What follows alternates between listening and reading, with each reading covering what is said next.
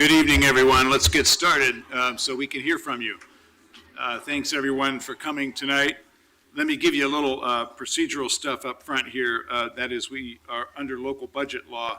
We're required to hold separate public hearings for the Portland Development Commission and for the city's budget. Both budget committees have to be convened and continued separately. I'll do the PDC hearing first. I understand we only have a relatively small number of people signed up for that. After the PDC hearing is closed, the City of Portland budget hearing will begin. So that's the process. So would you please, I'm convening the PDC Budget Committee. Would you please call the roll, Gina? Fish. Here. Saltzman. Absent. Novick. Here. Fritz. Here. Hales. Here. Mayor, can we confirm that we actually have video of this meeting because it's not on our monitor? Is it working? And we really should have that ironed out before we get started. Yep. Why we go through this every Carla here. Hang on for a technical difficulty.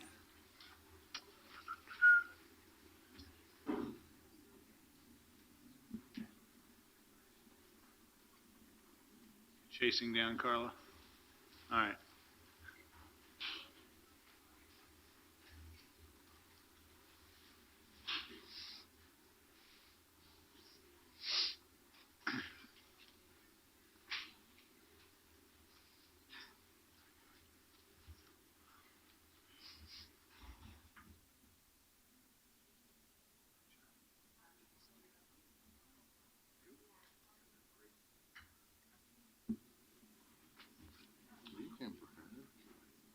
after PDC. We got it. Thank you, Rachel. I blame you for that. All right, do please. Okay, we're in action here. Okay, thank you very much. So we have a list of folks that have signed up to speak on the Portland Development Commission budget. We're going to ask everyone to try to be very brief tonight on both budgets. We will strictly enforce our 2-minute time limit, but you get extra credit for being more succinct than that. Really, in both cases, the question is, we had some very large public gatherings for people to tell us what they thought was important in our budget. Maybe some of you were at those. The question is, did we get it right?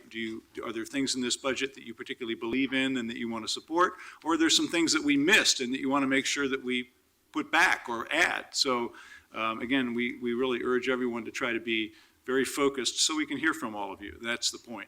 So with that, let's go to the sign-up sheet, please. Chad Garrett. Vivian Scott. David Guthier.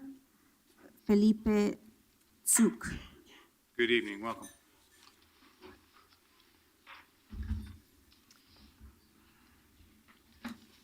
Good evening, Mayor Hales, Commissioners. My name is Vivian Scott. I'm the director of the Southeast Works Doll Family Youth Education and Career Development Center. Thank you for the opportunity to speak this evening. The city currently provides support to the youth center to fund a case manager. I'm here to ask for continued funding for that position. The youth center serves over 120 youth aged 16 to 24 with GED preparation and transition to college and careers. The case manager provides crucial support services and referrals to community resources necessary for students to fully participate, promoting healthy social development and positive peer supports through one-on-one and group activities, including college and career readiness. Students would not be successful without the case manager's support. I would like to introduce Chad Garrett, a parent of one of our students who has a few things to say in support of the youth center. Mayor Hales and fellow city council members. My name is Chad Garrett, as she said. I'm here to ask for continuing funding for the $40,000 for the case manager position at Southeast Works. Weston, my son, graduated with a GED, and he fall and winter of last year is when he took the course. He received high test scores, and right now he's waiting for the fall to enter his freshman year in college. He's also working and earning his own money to pay for most of his school or some of his school. I helped tutor students at Southeast Works, and I saw firsthand important the case manager's position is. The case manager provides critical assistance to the students by supporting and referring students to many programs to better their education, living conditions, mental and physical health. I'm sure you're aware, not all, but some of the kids in Southeast Works education program comes from broken homes, absent parents, and parents trying so hard to give their kids a warm bed and food to eat that they don't have the opportunity to help or can't because they don't know the ins or outs of the both the education system and the public programs which are available. The case manager supports the kids so that they can become positive, productive members of society. The kids get help with issues like food, clothing, referrals to housing services for homeless crisis, and treatment centers. In our family, the case manager provided a huge and very important role, college and job planning. My wife and I knew nothing about financial aid programs, grants, or scholarships. The Southeast Works case manager guided my son Weston through the entire process. Weston now has the grasp of his future, his goals and aspirations. He's very proud of himself, and I can see the difference in the way he carries himself. I would like to part with saying, without the funding from the city of Portland to support these kids with a case manager at Southeast Works, it would be devastating, not only to the program, but also for the future of the kids who attend, who need the education in today's society to become better, to succeed and better themselves. This decision not only affects their future, but it also affects our future because these kids are tomorrow's adults. Thank you very much. Thank you. Good evening, welcome. I'm not testifying about this, but I'm sure it's very nice. Anyway, my name's David Wyther, and I'm interested in a PDC budget because they have a fairly large project involving redeveloping the Portland parking garage there at 10th and Southwest Morrison. The garage has been there over 30 years. Peterson's convenience stores were there from the very early part of it, been there since then. We provide a wide range of products and services to the community. We're going to be forced to leave the garage. They want us to rent another location for a year, which doesn't make any sense. How are you going to rent for 1 year? What we would like is a long-term lease, market rate, first right of refusal to come back when they do redevelop the parking garage. One of the problems that I see in researching this is that they have allocated close to $20 million, maybe $25 million to do this project. I know Commissioner Novick is very interested in seismic upgrades. It's not mentioned once. That parking garage has got to have some problems considering they built it and then they added 2 stories a few years later. So I'm not sure what seismic upgrades would cost for that, but that could make this whole project unreasonable. And if you're going to take the time to basically relocate over 100 employees and all the businesses around in that parking garage for a year, we're going to lose probably 10 employees in the process. Why not do it right and do the seismic upgrade? So that's my testimony. I talked to the PDC yesterday afternoon. I didn't mention seismic upgrade because it didn't really. Yeah, well, we'll add that to the list. No, Okay. Appreciate that. Thank you very much. Thank you. Okay, next. Felipe Zug, Guadalupe Jimenez, Carlos Moreno, Jenny Glass. Good evening, welcome. Could you call the next 3 because people might get cold? They can be getting ready. Call the next 3 just so they'll be ready. Jenny Glass, Michelle Sanders, and Romeo Sosa and Cristina Salgado. Okay, and if by chance you signed up on the wrong list and you want to speak on the city budget instead, just let us know. But obviously you can testify on both if you want, so welcome. Thank you. Hello, my name is Felipe. I am the owner of one of the small business here in Portland. We've been cleaning commercial and residential services. We've been providing cleaning residential and commercial services. I just want to thanks to the services I received to the Hispanic Chamber. I have been able to expand my business and increase my assets. With a grant of $9,000, I was able to purchase a car for my business. I have created 2 jobs in the past year and a half. To the innovate process that was initiated by PDC and their partners, I was able to win a bid, securing a contract for my services. Without their support, I probably wouldn't have known about this opportunity. On behalf of my wife, my daughter, and my employees, I just want to say thank you. Thank you. Good evening. Hola, buenas tardes. Soy Guadalupe Jiménez y tengo un pequeño negocio que es un carrito de comida y vengo a agradecer el apoyo de la ciudad a través de las congregaciones que nos ayudan como Hispanic Chamber, los abogados. Hi, good afternoon. My name is Guadalupe Jimenez, and I own a small business. It's a food cart on 5th and Oak, La Jarochita. And I just want to come here and testify and say thank you for the opportunity that thanks to organizations like the Hispanic Chamber, I was able to open my business. Por lo cual me ha estado dando la oportunidad de darles 6 empleos a otros 6 personas. Y estoy con la ayuda de la organización de los abogados que ayudan a los pequeños negocios, estoy consiguiendo mi nuevo local para un restaurante aquí en el downtown de Portland, en la 4th Avenue, que son de los propietarios del Embassy Suite. Y doy las gracias a la ciudad de Portland por toda esa ayuda que nos le dan a las congregaciones que pueden ayudar a los pequeños negocios.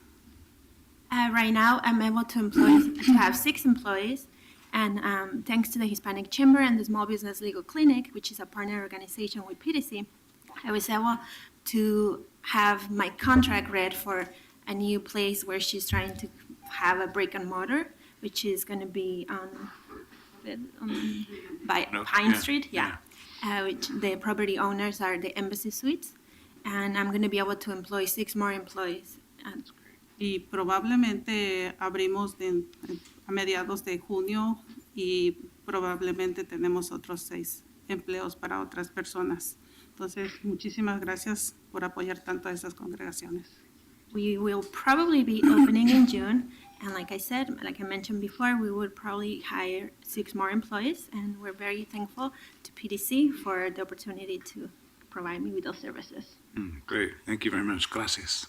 Yes. Thank you very much.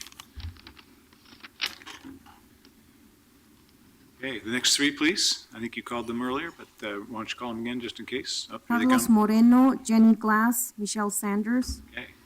Go ahead, please. Good evening, Mr. Mayor and council members. My name is Michelle Sanders.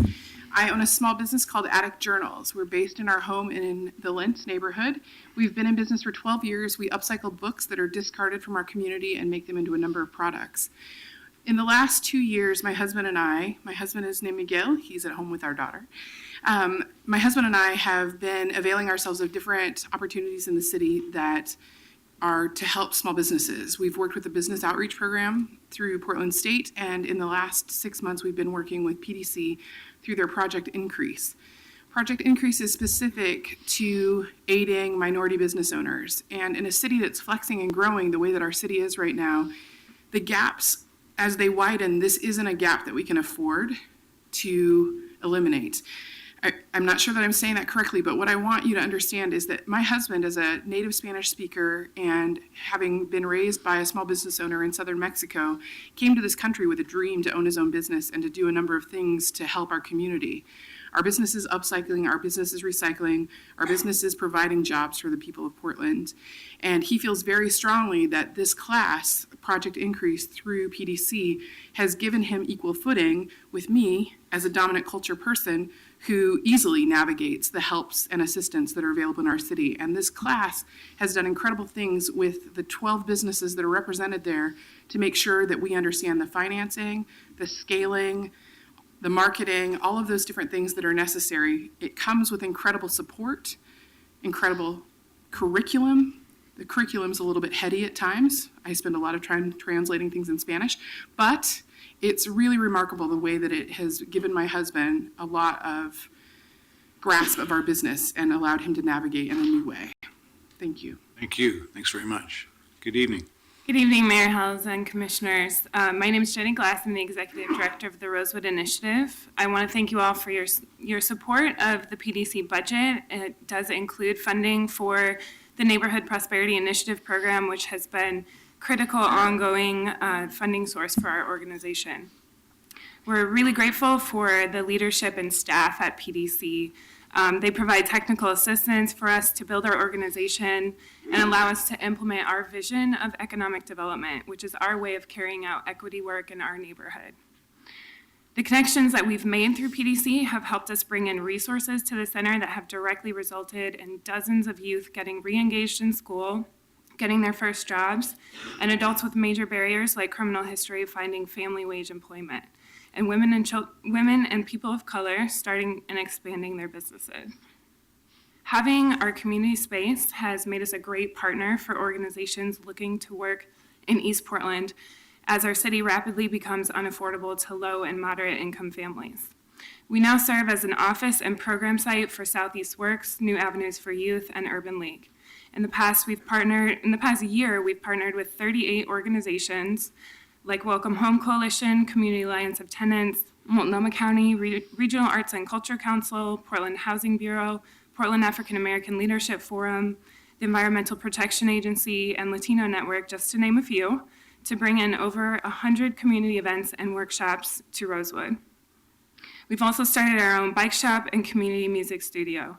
As you can imagine, the coordination of all of these organizations and activities is a huge task, but we're up to it because we know that without these resources, our community will continue to suffer economic and social injustice.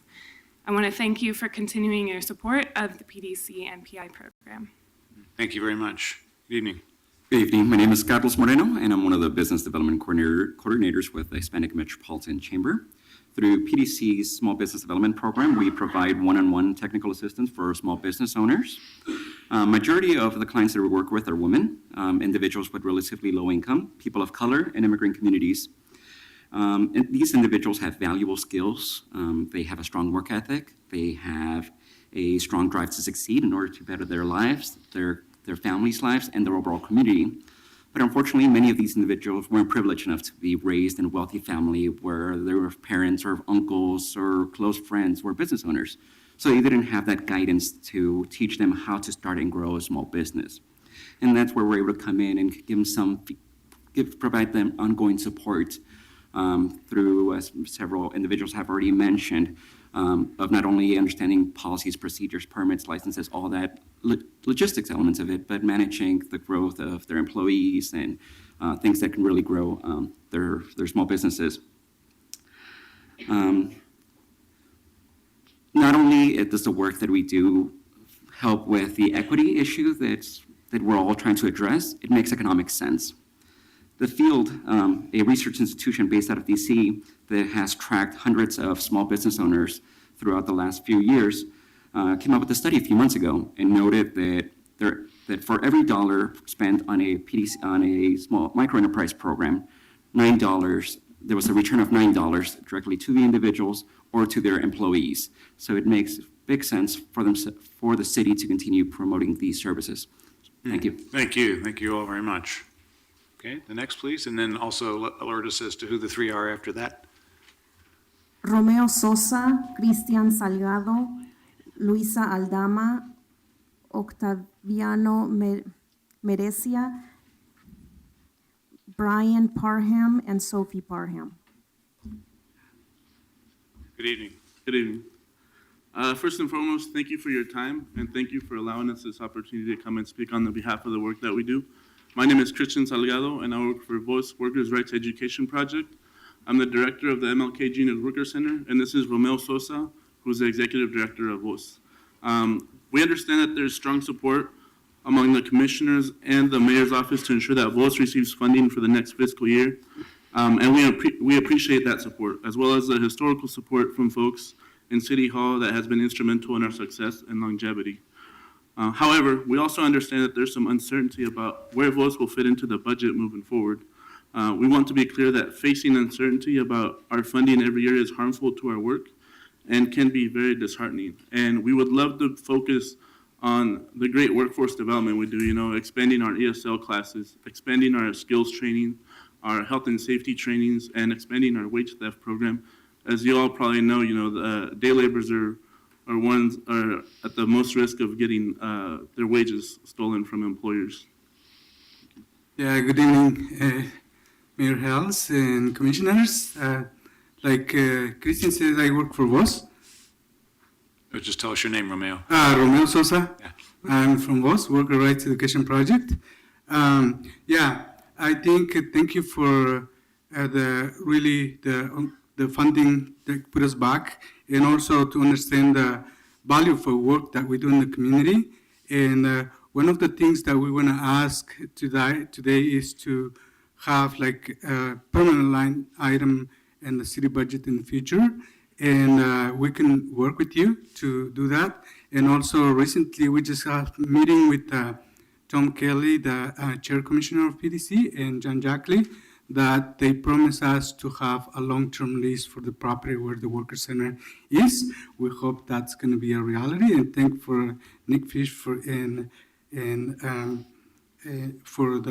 ongoing support, like for many years, and Commissioner Dan Salzman too.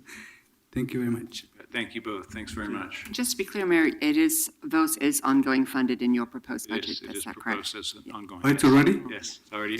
We haven't voted on it yet, but It's in the mayor's proposal. All right. Thank you, all of you. Thank you. Okay. All right, next one. Next folks, please.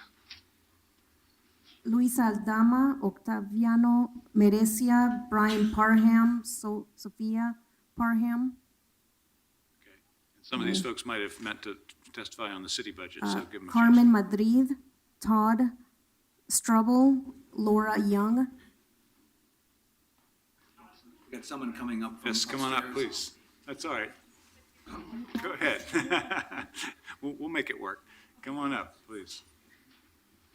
Welcome.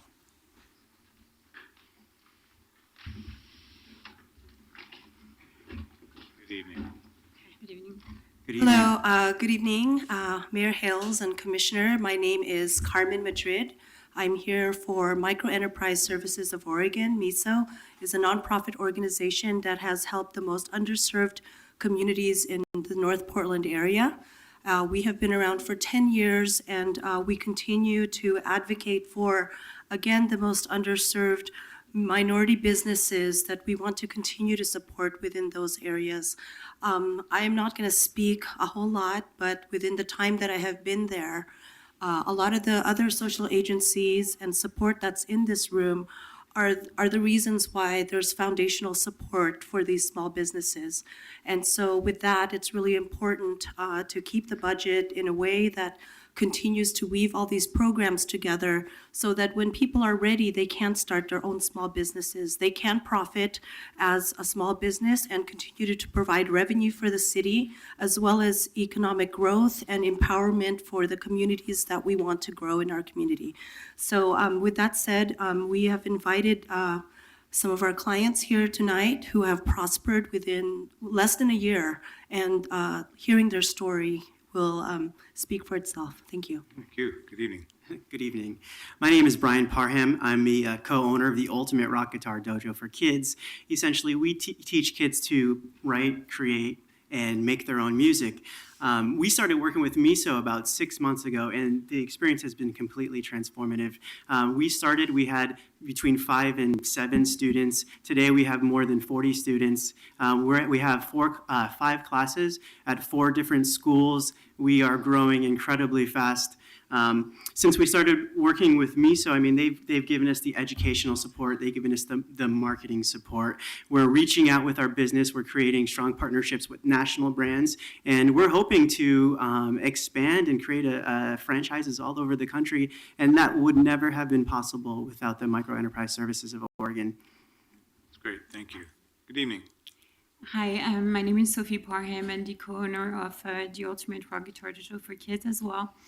I would say because of MISO, we doubled our income in 6 months. So they took us from having this idea to developing a great business. And I think that because of them, today we're thriving in the community. It's great to hear. Thank you all very much. Thank you. Next, folks, on PDC's budget.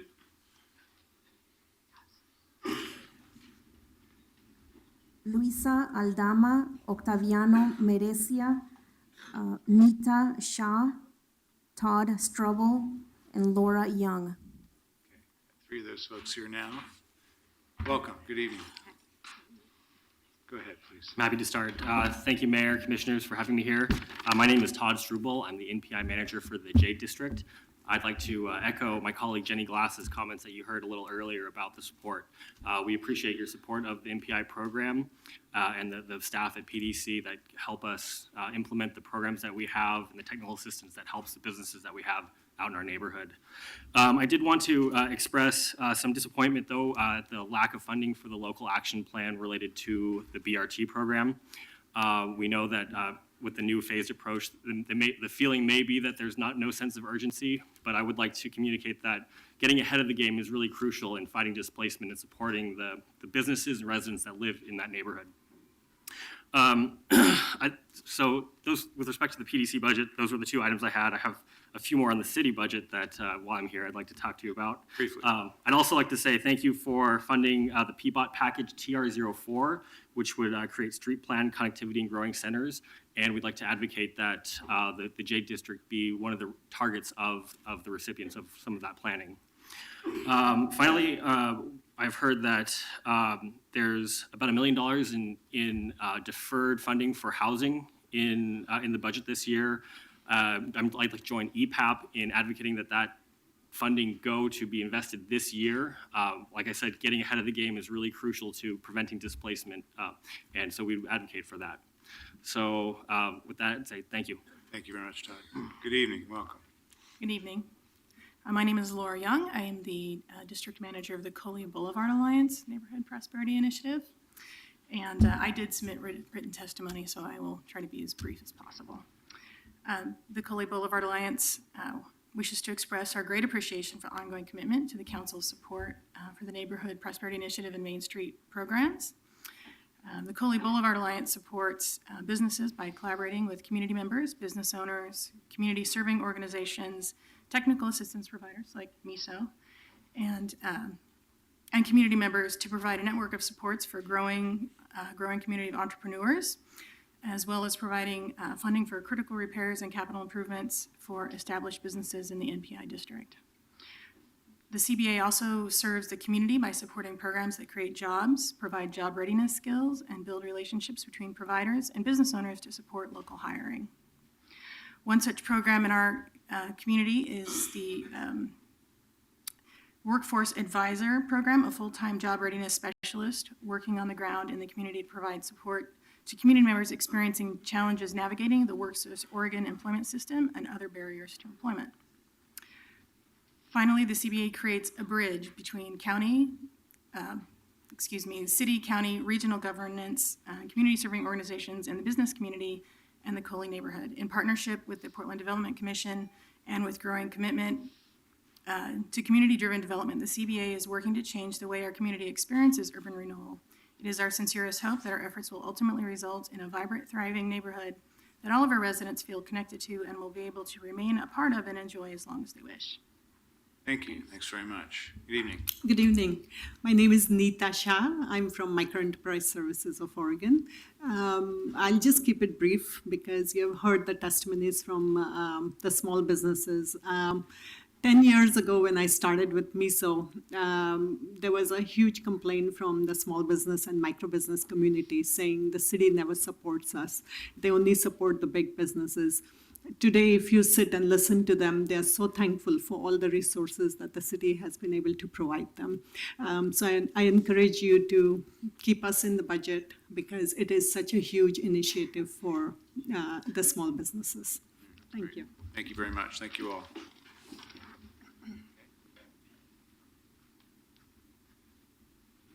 Maybe last call. Luisa Aldama and Octaviano Merecia. Okay, are you here? And anyone else on the PDC budget? Going. Okay, so I'm going to continue the Budget Committee meeting of the Portland Development Commission to May 18th to take action on approving the PDC budget. Obviously, if there are folks who still have opinions about it, you know how to reach us by email and so forth, so please do. But we appreciate your testimony tonight. So again, I'm continuing the PDC hearing to May 18th, and we'll let the staff switch positions and we'll turn into the City Budget Committee. We might have gotten ahead of Carla. No, there she is. No, where is she? Up there. Is she coming? There she is. All right. Very dramatic entrance, Carl. There you go. Drum roll, please. Okay, I'm now convening this meeting of the City of Portland Budget Committee. Would you please call the roll? Fish. Here. Saltzman. Here. Novick. Here. Fritz. Here. Hales. Here. Welcome, everyone. Let me make some opening remarks, and then I'll talk about our procedure for this evening. First, I'm just very proud to put this proposed City of Portland budget before the City Council and before the community. I want to go back and review how I arrived at this proposed budget. Really, I looked at three things: the times and the conditions that our city is in now, the responsibilities and commitments that we as a city have made and need to keep, and third, the critical problems that demand that we address them now. First, to the times. Portland is booming. We have had the fastest gross domestic product growth in the United States since 2008 of any major American city. Our unemployment has dropped below 4%. There are companies moving here from all over the country, literally every week. It seems like I've been going to a welcome celebration for some company coming here. Squarespace, Approved, ZoomCare, GuideSpark, Indenero, New Relic, Under Armour. It's an amazing phenomenon of people choosing to come to Portland and do business here. Construction, obviously, is booming. When I ran for mayor in 2012, there were 2 cranes on the horizon in Portland, and they were both for public works projects. A little different situation today. But that prosperity is not evenly distributed. There's a national problem of income inequality, people being left behind, and it's here too. We had another dubious distinction, another Portland distinction, and that is we had the highest increase in housing prices year over year of any major American city from 2015 to 2016, 11% in 1 year. The human impact of that is enormous, and we hear about it as your city council all the time. So we have some big city problems that will not be sufficiently addressed by small town solutions. And I'll talk about those this evening, but that housing price concern is one of them. Second, we have some responsibilities and commitments, like I said. First, we have a responsibility to maintain basic services. People in this community depend on the basic services that the City of Portland provides. And again, we're growing and prospering, but only for some.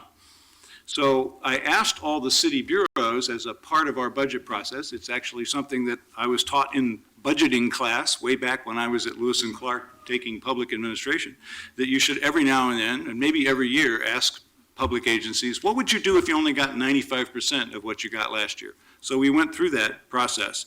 And in fact, ultimately, in the proposed budget before you, I found about $5 million worth of things that we could cut in our budget without doing violence to those basic city services. I'm not willing to cut basic city services that support young people or those who aren't riding this wave of prosperity.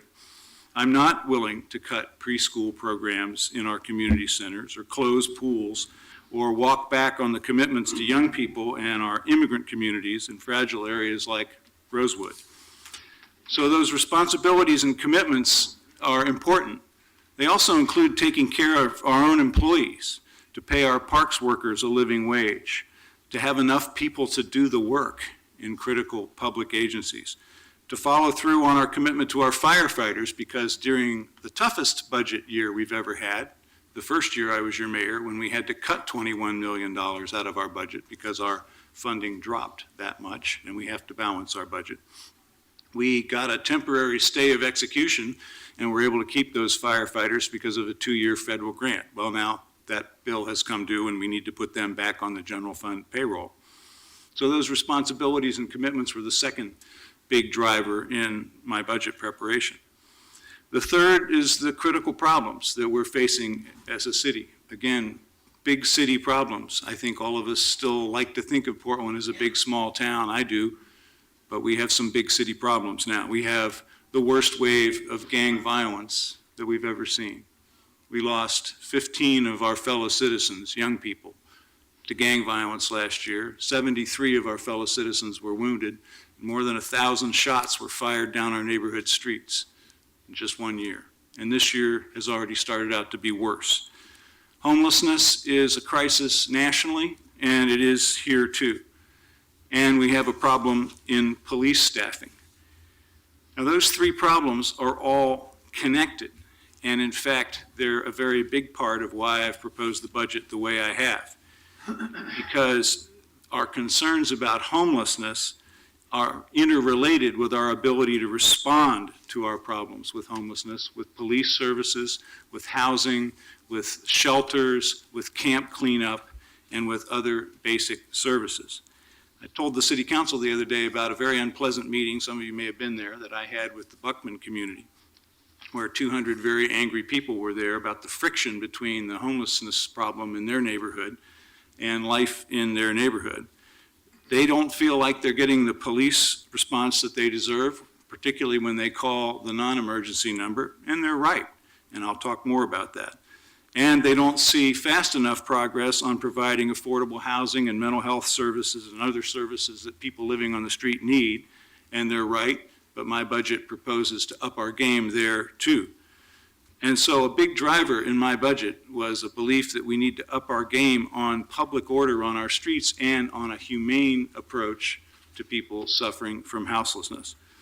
You put all that together with the financial climate that we're in, and it's time to invest, not to just get by. Let me focus in particular on the subject of police officers. We have a slow-growing crisis in the Police Bureau that's now at a critical point. We have 64 vacant positions in the Portland Police Bureau. That's a big problem, and we need to fill those positions, both to respond to that gang violence, to respond to serious Part 1 crimes in our city, but also to be there for those non-emergency calls, those livability issues, and for the kind of community policing that we've done along Hawthorne Boulevard and the Central East Side and other parts of the city. We are not hiring police officers as fast as they are leaving us. In 2015-16 to date, we have hired 19 new police officers. Great people. I'm really proud of the ones we've hired. But 45 have left due to retirement, termination, or moving to other agencies that pay more. We have a patrol staffing level that's required that's 370 officers. That's the minimum level of staffing that we should have across the shifts in order to have enough police officers out there to respond and to do some amount of relationship-based community policing. Right now, our current patrol staffing is 335 officers. That boils down to, across all the shifts, 124 in East Precinct Patrol, 106 in Central Precinct Patrol, and 105 in North Precinct. At this level, our officers can really only provide emergency response. They can't do the kind of community policing that, and response to livability issues, that's really necessary. So here we are in a growing city that faces real challenges and that has some critical needs for basic services, our responsibilities, and the investments that we ought to make. And we're, again, in an economic boom, and we're grateful for that, but we also need to decide, is it time to actually increase public revenues in order to fund those critical needs? Now, we need to be pragmatic, we need to be responsible, but we also need to be willing to do the right thing. And there are a number of options for how we might fund this budget. One I proposed at the outset was to increase our city's business license tax by 0.3%. For the average small business in Portland, that would result in a tax increase of 10 cents per day. I'll say that again. For the average small business in Portland, that would be a tax increase of 10 cents per day. Not everyone is willing to do that, but it's not our only option. Commissioner Saltzman and Fish have been discussing the planned construction excise tax that's going to be coming to this council in a couple of weeks. That's another option. And I'm open to anything else. But again, I think these are necessary investments in housing and homelessness and public safety. I've got a couple of slides that I want to show you about what we're doing and what's going on, because I think my words are hopefully helpful, but seeing the situation graphically might help as well. Again, we have a crisis. We have a crisis on our street of homelessness. We have responded by opening over 570 temporary and permanent shelter beds, creating places where people can drop off their belongings during the day, and we're doing a lot of camp cleanup. Although we're simultaneously being sued by people who believe that we are not criminalizing homelessness enough, and by people who think we're criminalizing homelessness too much, by people who think our camping ordinance is not being enforced, and by people who think it should not be enforced. So that's the position that we find ourselves in. We could wait for the outcome of those lawsuits to tell us what to do, or we could up our game and do more. We created a one point of contact for people to call about problems with homelessness, and this graph shows week by week what's been happening in that one point of contact. Typically 150 to 200 calls a week coming in and asking for help. We've cleaned up 40 homeless camps across the city, January through April, and this slide shows where those have been done. There are obviously many more places to clean up, but we also need to be able to find places for those people to go, shelter beds, transitional housing, and in some cases, short-term solutions like campgrounds. The third slide is, I think it's third in order, is what's happening in our police bureau. Again, these issues are very much related. If we want police response for gang violence, and we want police violence for neighborhood livability issues, police response for neighborhood livability issues like homelessness, we have to have enough officers. And this chart shows the decline that I mentioned earlier. And it also shows some waypoints coming up that are pretty dire. And that is, given that our patrol level is so low, at some point we're going to have to stop performing specialty functions in order to have enough officers for patrol. Specialty functions like school resource officers, like the traffic division. I know that sounds a little bit like a Washington Monument threat, but again, we have a responsibility when you call 911 and say, I have an emergency, to send an officer. If I have a livability problem or a burglary that's already happened, you're already being asked to wait, and we might ask you to wait even longer if we don't have enough officers.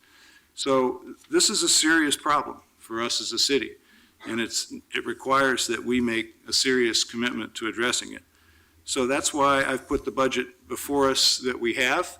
I'm very interested in hearing from all of you about what you think is in it that's good, what's in it that's disposable if we could get rid of something, and what we've left out. And that's why this hearing is so important. I want to mention a few things about how we are going to proceed this evening. First, we want to hear from all of you. So the folks that testified on the Portland Development Commission budget did a great job of showing how we can do this succinctly. So follow their good example, please. We have 3 people who signed up at our last budget forum who didn't get to speak. We heard from almost everybody, but the last 3 got left out. So we're going to give them a chance if they're here to speak first. We give courtesy to people with disabilities, to parents with young children, and to public officials. So the folks that fit that description will be given the chance to come up early. Parents with young children can get home or take them home before they become unmanageable. People with disabilities are always given special courtesy here, and our public officials representing school districts or elected officials have other things to do. In fact, one of them is here because, only briefly, because he's getting ready to head to a COAB meeting, so we'll hear from him as well. You all have done a wonderful job without any instructions, but I always issue a customary instruction at city council meetings, which is we try to be courteous in this room, and you're already doing it, so it's a little redundant, but we ask that we not make demonstrations in favor or against our fellow citizens' points of view. We hear from all sides in this room, so if you agree with someone, feel free to give them a wave of the hand or thumbs up. If you disagree and want to show that, a polite hand gesture to the negative is okay, but we ask that we not applaud or make demonstrations for folks. We make exceptions for students and visiting dignitaries, so if you're one of those, you might get some applause. So those are the ground rules. Anything else before we start? Mayor, from our others here? tradition in the budget forums has been to have the utility testimony Yes. first. I believe there is at least Thank one you. person. I think who that's has right, here to yeah. testify. As we get into the budget itself, we do want to take up the utility issue first, because I think we only have one or two people, and then we'll go back to the rest of the city budget, and all those folks that are here and the ones that I mentioned, I think are all on that. So do we have somebody in particular on the utility issue who signed up? Here she is, coming up.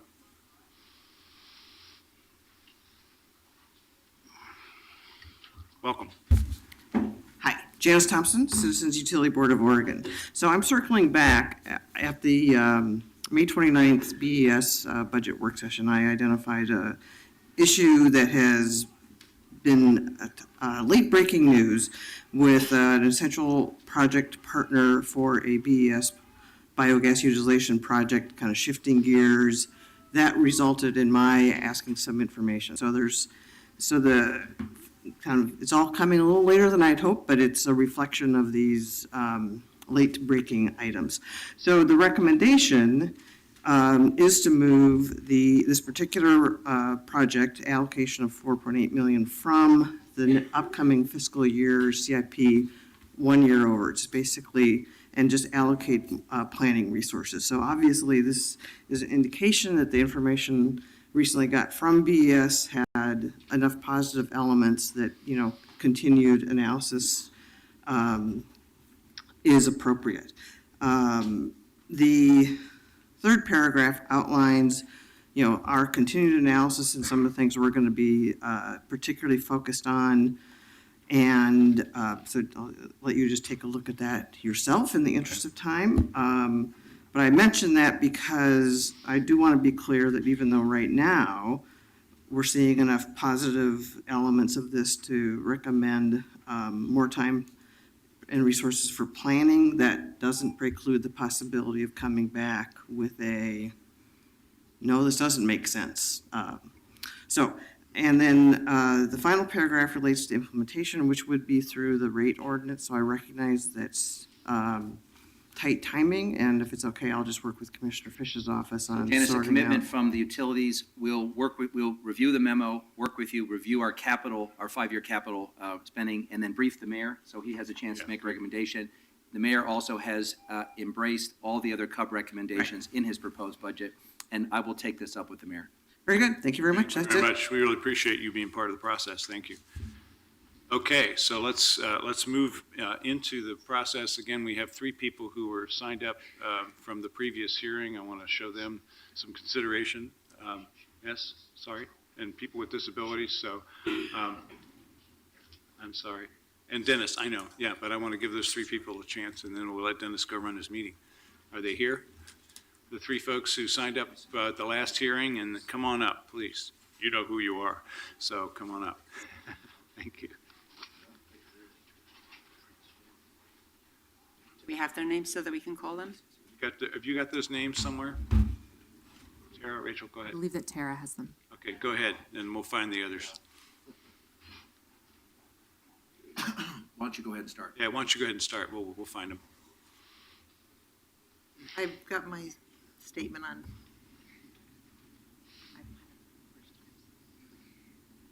Good evening. Good evening, how are you? Good. Nice to to see see you you again. My name is Ann Downing, and I teach English as a second language at David Douglas High School in East Portland. My students journey to Portland from all over the world, eager to learn about their new home. And like teens everywhere, they just want to fit in. I don't envy the decisions you're going to have to make this year. There's so many deserving programs, and there's so many problems and concerns that you have to address. I understand. But we are a fortunate city, and I experience every day in one way or another how fortunate we are. I bear witness to the fortune that lies in East Portland. Riches are pouring into our city on a weekly basis. You may not see them as you drive down in the east on Division or Powell. Of course, I'm talking about the cultural wealth New Portlanders bring with them when they settle here.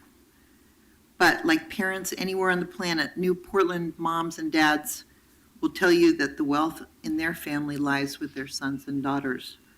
Nearly 40% of Portland's youth live east of 82nd. Many of those youth and their families are New Portlanders. As I stated before, these teens just want to fit in. Yes, they want to learn the language, they want to learn the culture, but they all have a common desire to find their place here, to show settled Portlanders, their teachers, their American classmates, everyone that they are capable. Soccer is one of those areas where they shine. They've played the game since they could walk, and they want to work and help their family become stable and happy in a job. But these teens face obstacles to employment and sports participation. Parks for New Portlanders is a program that addresses some of these obstacles. It provides leadership and employment opportunities through the Youth Ambassadors program. And for New Portlander youth, sports programs such as the Portland World Cup and the Intercultural Basketball at the East Portland Community Center. These are very vital to our youth. It gives them something to look forward to, something to do, and you just can't even imagine how exciting it is for them. Ann, Youth- thank you. Oh, thank you. Thank you so much, Ann. And again, congratulations on your recognition. Ann was honored yesterday as the Volunteer of the Year for Friends of Trees, and we all appreciate you. Thank you very much. Let's suspend the rules and give them a round of applause. Volunteers run the city, so thank you so much. We appreciate you. Thank you. I think Mike Rosen and Sumitra Chetan are also here. Yes? Yes.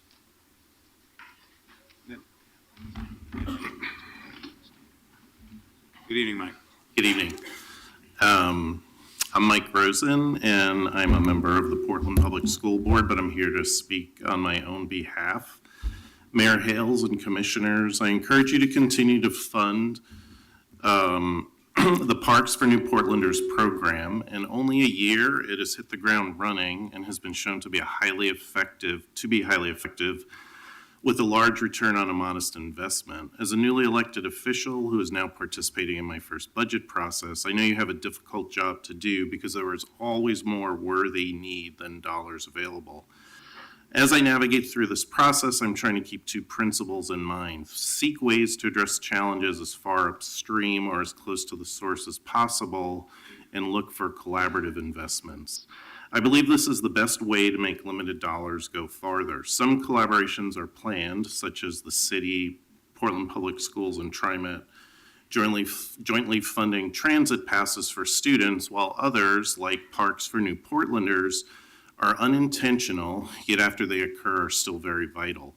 At least 50% of Portland students are from communities of color. A significant percentage are new immigrants, and this number is growing rapidly. Many come from vastly different cultures, are just learning English, may suffer from trauma, and are unfamiliar with supportive government services you and I take for granted, like public schools.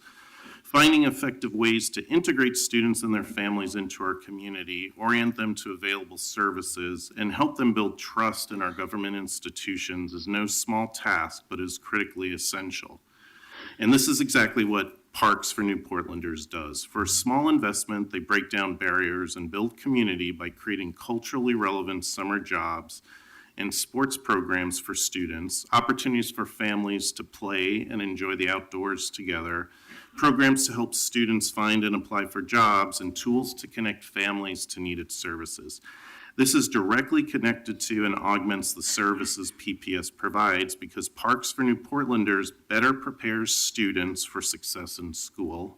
Mark, our buzzer seems to be not working, so if you could please finish up, thank you. Okay, I thought it looks like I have 16 seconds. Let's keep going. No, As- that's past. That's my Okay, point. sorry. All right, I'm almost done. As well as breaking down barriers that would otherwise prevent their families from participating and providing support as well. In only a year, the program has made tens of thousands of constructive and meaningful contacts with some of the Mike, new.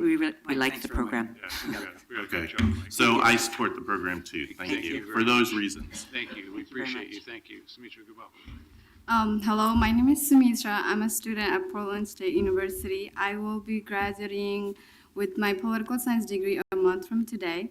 I live in outer Southeast Portland. It takes me about an hour in the morning to get to downtown area. Today, I'm here with my fellow youth asking for your support to fund the Portland Parks for New Portlander program. Program like this has given opportunity for many young folks like me to get engaged in the community through events like New Portlander Culture Celebration and Family Days, soccer activities during the summer, and intercultural basketball teams during the fall season. During the month of summer, soccer teams from diverse backgrounds coming together to play soccer is not just about soccer. It's about building community, learning about each other's differences, and more importantly, we feel the sense of community. We feel belonging in this Portland area. I personally don't play soccer, but I grew up in Bhutanese refugee camp watching my brother play soccer, and I was very excited when I first came to US and saw a soccer game. The program is helping many young people to get active in their community, get involved in causes they care about, and volunteer. When I look back in my high school experience, if I wasn't involved in youth program like New Portlander, Summer Works program on my youth commission, I wouldn't be able to graduate from high school and attend college with full ride scholarship. So today I'm here to ask for your help and support. Thank you. Thank you very much. Thank you all. Thank you. So let's bring up Mike and Dennis, please. Come on up. If we could move a chair out of the way and let you roll up there, that'd be great. Somebody grab.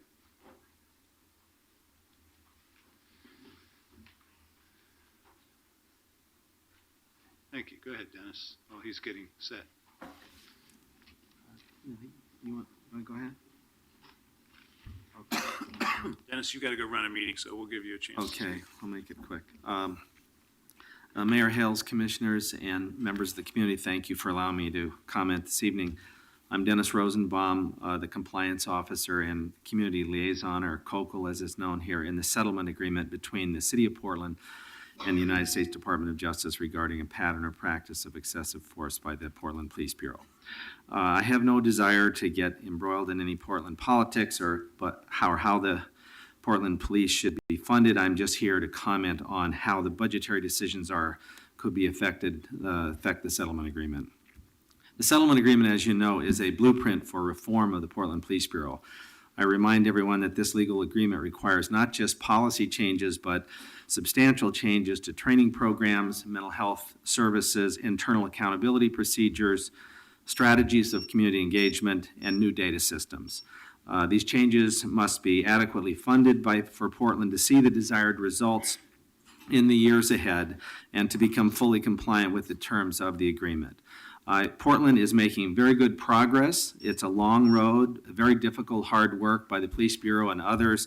The Community Oversight and Advisory Board has put a lot of work into this as well. Portland recently, has made good progress in the mental health response area. I know consistent with the vision of Commissioner Fritz, and has received national attention recently, as you know, in the New York Times. So I'd hate to see this progress lost. Currently, I can report, just for example, that the internal auditing systems required by the settlement agreement place demands on the Portland Police Bureau that are beyond what is capable under the current staffing. At the external level, I'd like to comment very briefly on community policing in Portland and strategies.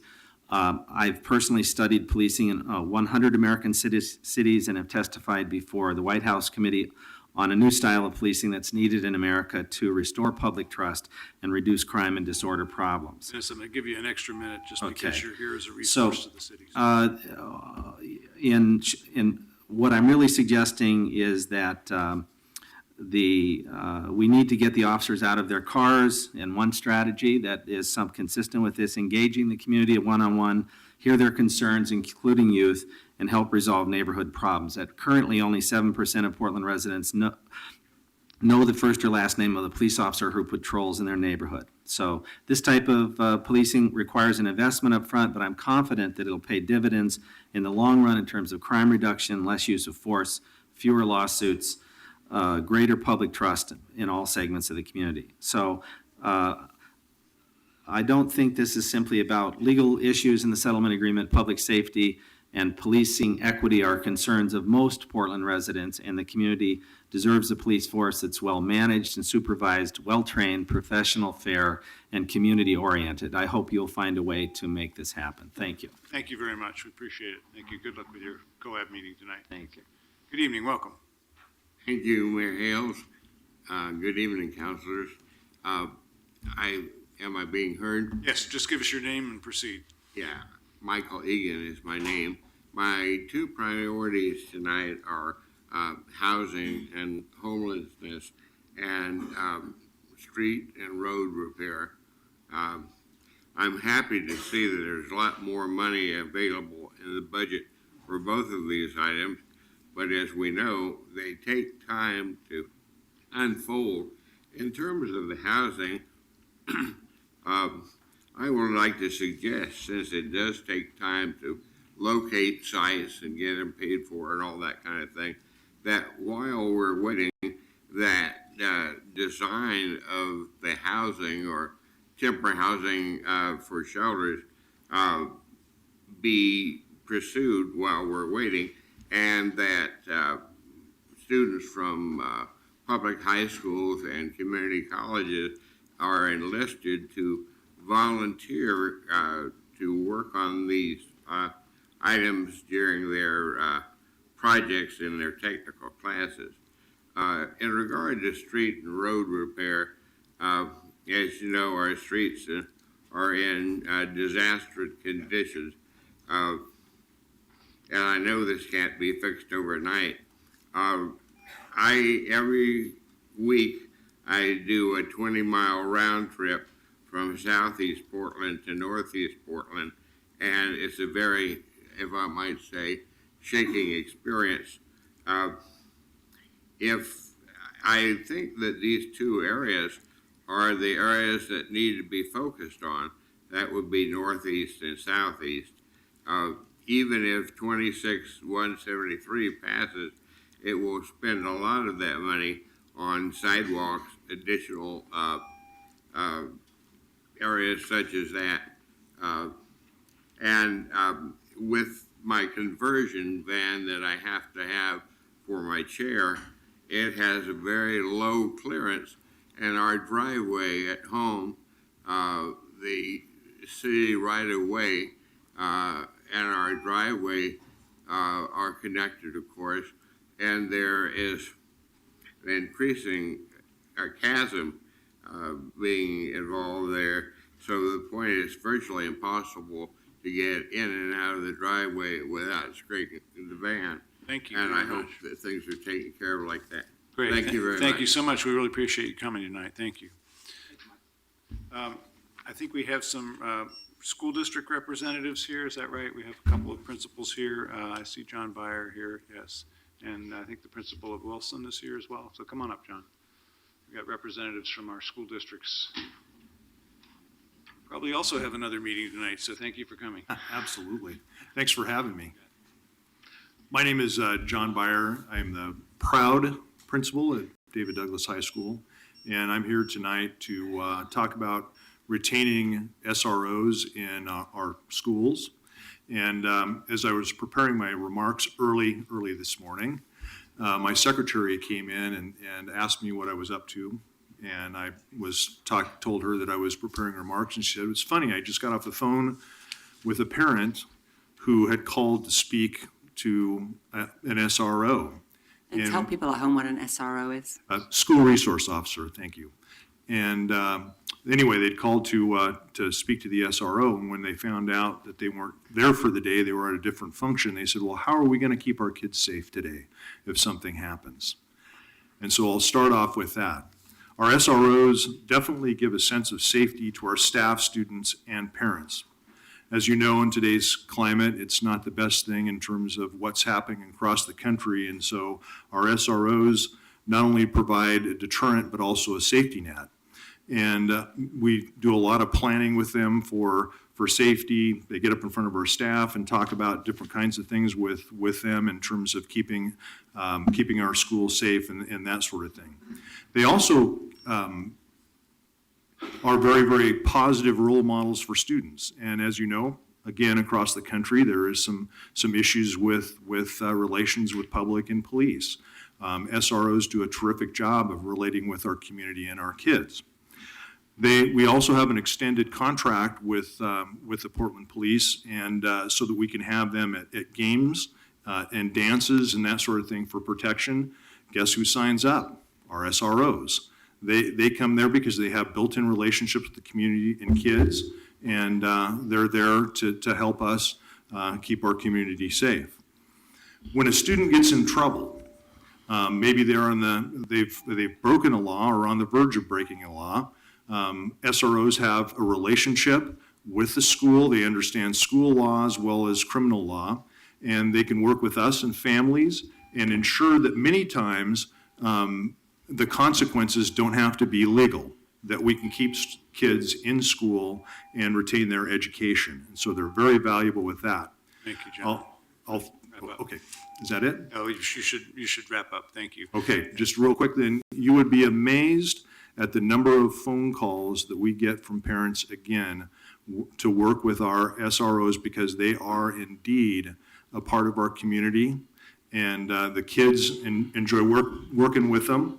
I will say this as well, if you look at the record of David Douglas and the number of cadets that enter the Portland Police program, it's a great number of kids there as well. Appreciate that. So thank you. Yeah, I'm sorry, on your way home, I think Ash Street is still closed because unfortunately we had a drive-by shooting with 2 people wounded at 119th and Ash this afternoon. Absolutely. So, Yep, 122nd, yeah. right by Burnside. Yeah, sorry. Yeah, take care. Thank you. All right. Good evening. Welcome. Hi, good evening, Mayor. Good evening, Commissioners. My name is Kevin Bacon. I'm the principal of Boise Elliott Humboldt School, and I'm speaking as the designee of Superintendent Carol Smith and on behalf of all the principals for Portland Public Schools to maintain the SROs within, as I understand it, what's called the specialty unit budget.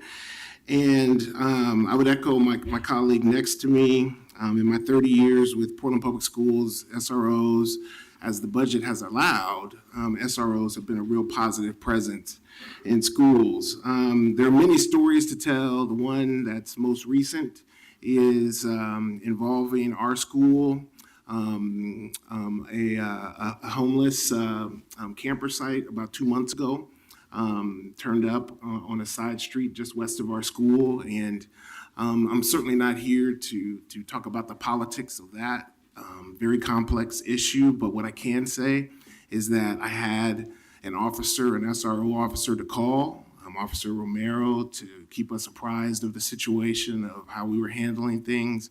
For the most part, for the first month, it pretty much went unnoticed. And until one of the members of that community put on a clown face and was waving at kids as kids were coming to school, that's when it got a little bit more intense. But the fact that I had an officer to call, that I had a relationship with, that knew me, and I could reassure my community and use his name, that all built some security around patience, which in these situations I know you all value and we value, because we want to make sure that as that gets handled, it's handled in a real dignified way. There has been progress, and I would say it's directly related to the SRO officer keeping us in touch with things and us being able to keep our school community in touch. I think connection, relationships, is the ultimate in community policing. With SROs, families have an opportunity, and students do, to grow up with police officers and to know them as they get older. And that's huge. That is huge and can't be overstated. That's great. Thank you. Yeah, Thank you thank both you. very much. Appreciate being here. Thank you. So let's go back, please, to the sign-up sheet. Again, I don't know if we have any parents with young children or other folks with disabilities, but we'll take them as well, and some students here. So, got some students? Okay. Please, come on up. Welcome. Good evening. Hi, good evening, Mayor and Commissioners. Thank you for giving me the opportunity to speak with you today. I'm here representing College Possible. Give us your name. Reem Magdas. I'm Reem Magdas. I'm a senior at Reynolds High School. I'm from Baghdad, Iraq. I was raised by a single mom because my dad passed away when I was 11. During that time, my sisters started attending community college. 1 year after my father died, the bus that my sisters were on exploded on the way to college. My sisters were alive, but they were brutally hurt. One couldn't move her arm for 6 months because her muscles were torn. The other one still has a piece of metal in her neck. Even though it was a miracle that there was only one casualty, I did not. Many of the students involved could not live their lives like they had before. They lost all that because they were trying to get a higher education. We entered US on July 2012. Learning English was a huge challenge to me, but I got through my ELD and sheltered classes in 2 years. During sophomore year, College Possible came and spoke in my class. I knew nothing about applying for college, and I needed to finish college because no one in my family has, so I applied for it. During junior year, College Possible helps with ACT and building a strong resume. We were also provided with a free waivers for the test. That year, I applied for an engineering summer enrichment program at OSU and received a scholarship for it because I was a College Possible student. This year, I applied to 10 schools all over the country, and I got accepted to 9 of them. I applied to various scholarships as well. I did all this with Katie's help, even though she kept telling me it was because of my determination. A few days ago, I needed to make my college decision. It was very stressful because it was the first decision I had to make by myself. I finally made my decision on Oregon State. Civil engineering is my decided major because I want to make structures that will last after I'm gone. I believe that without College Possible, and specifically Callie, I wouldn't be this close to making my college dream come true. I have had the privilege to be part of such an amazing program that actually made college possible for me. I think that this program should be available to all low-income students across the whole world. Please consider investing in College Possible. Thank you. Thank you. Thanks for coming. Appreciate it. I just say that when you graduate from college, please consider the city of Portland as a potential employer. Of course. We'd like that. Thank you. Morning, Mayor Fish and Commission Councilors. I am Raven Justice, and I used to live at Hazelnut Grove. I now currently live at R2D2. I'm here because I am proud that there's money actually going to the budget of homelessness. And I say that and that there's funding going towards schools because due to my husband and me being able to live at Hazelnut Grove and R2D2, my husband who has Asperger's is finally graduating high school. Due to R2D2's, the way they run things, and Hazelnut Grove, the way we ran things, community helped my husband go from not being a functional person to being able to be the top of his class at Portland Youth Builders. And now he's looking at finally going to college. Had it not been for these, my husband it took me 1.5 years to help him get into school. And now he's there because of community. And what R2D2 does and Hazelnut Grove is they provide community. And we are homeless because of the housing crisis.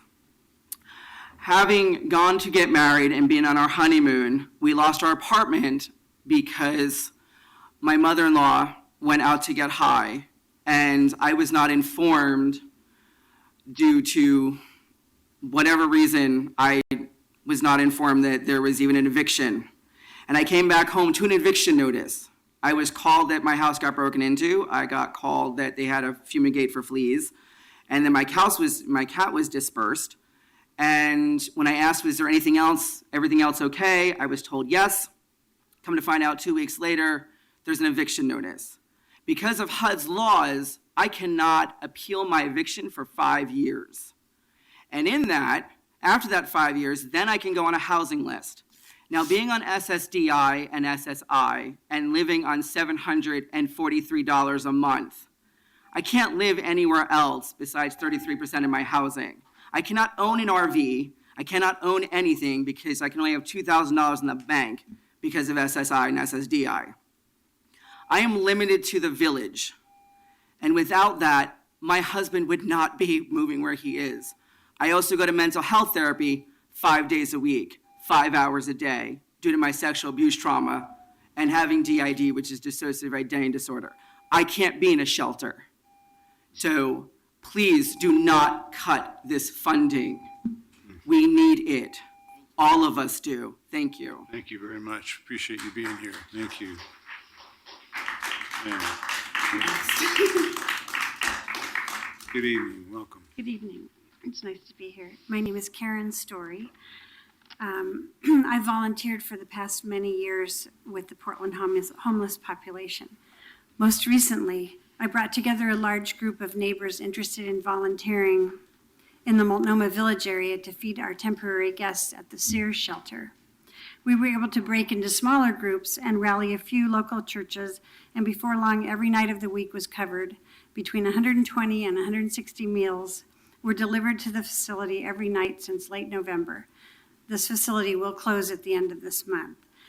The guests have always been vocally grateful and very polite and kind. They've spoken of the relief they feel having a place to sleep at night and to know it was there for them every night. Even though there were simply small taped off floor areas and a thin mat and a blanket to sleep on, they were grateful. They left early in the morning by the same bus which brought them to us in the evening to be dropped off downtown to work with whatever services they could find to help them with health, looking for jobs, and permanent housing. For the past 2 years, I ran an art program for the residents of the Blanchet House of Hospitality. The men I grew to know and love were people many would cross a street in Portland to avoid. Some were huge, rough-looking men. When we sat together at the table and created beautiful glass creations, here's one of the ones one of the men made, they shared their lives with me. None of them ever expected to find themselves in that situation. They were trying with all they had to grow out of their homelessness. They had tender hearts when they felt safe and had some of their basic needs met. They were using all the possible facilities to get help moving forward with their lives and permanent homes. Offering arts for this population provides a chance to enter a realm of creativity which provides an amazing break from their very stressful internal lives. Karen, I need you to wrap up, so. All the men voiced with enthusiasm how much they liked doing the projects and how different and engaging their focus was.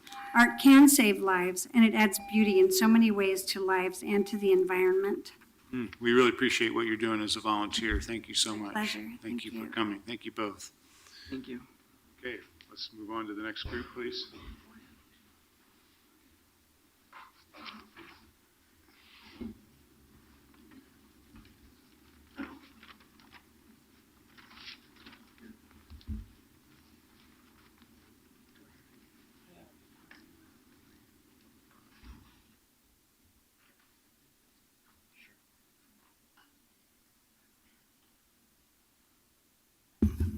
Good evening, welcome. Hi, good evening.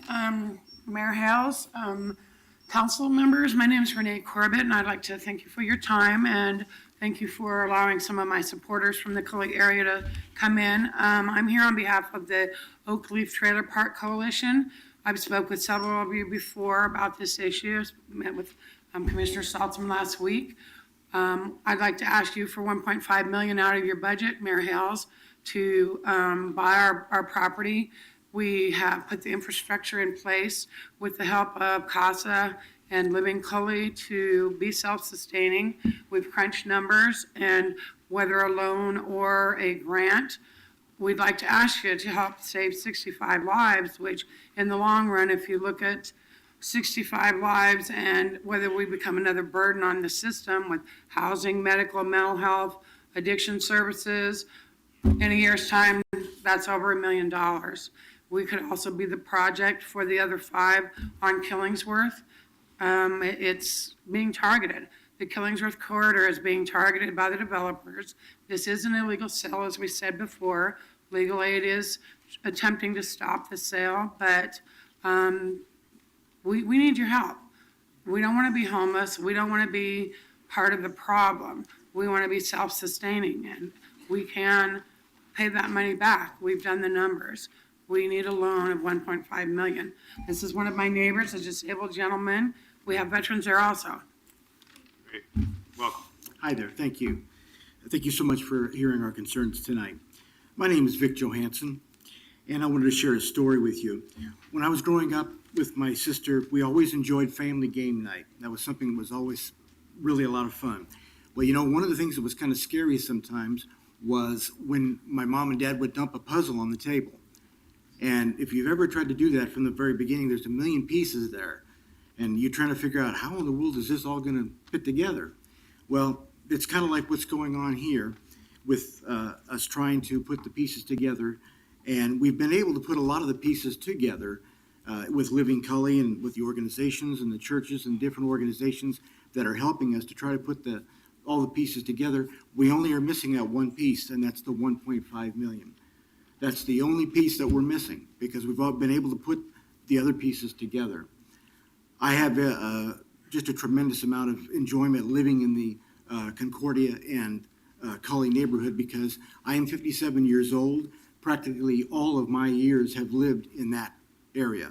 I love that area, and if I wanted to go anywhere else, I wouldn't. I wanted to live in the Cully. So we're asking for this help, and would like it if you could look at that as being something very important because it really is. Mayor, can I get Thank a you. We really clarification? appreciate it. Yeah, sure. So the council this earlier today took up some amendments to the comprehensive plan. We took up an amendment from Commissioner Fritz, which would strengthen our commitment and resolve to protect trailer parks, manufactured homes, other things. So this is timely.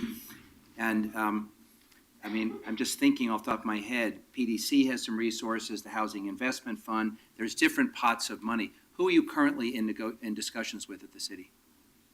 Talking to anybody in particular? Dan Saltzman, we met with Commissioner Saltzman. We have a couple of funds, like the Housing Investment Fund, which have Right. flexible dollars just for this Right. purpose. So you're in Right. conversations with Dan and the Housing Bureau? We also got a call from Salem, I believe, from chairman of, I'm sorry, I don't have her name off the top of my head. I got an email. She saw me on Facebook. She called and said, how could she help?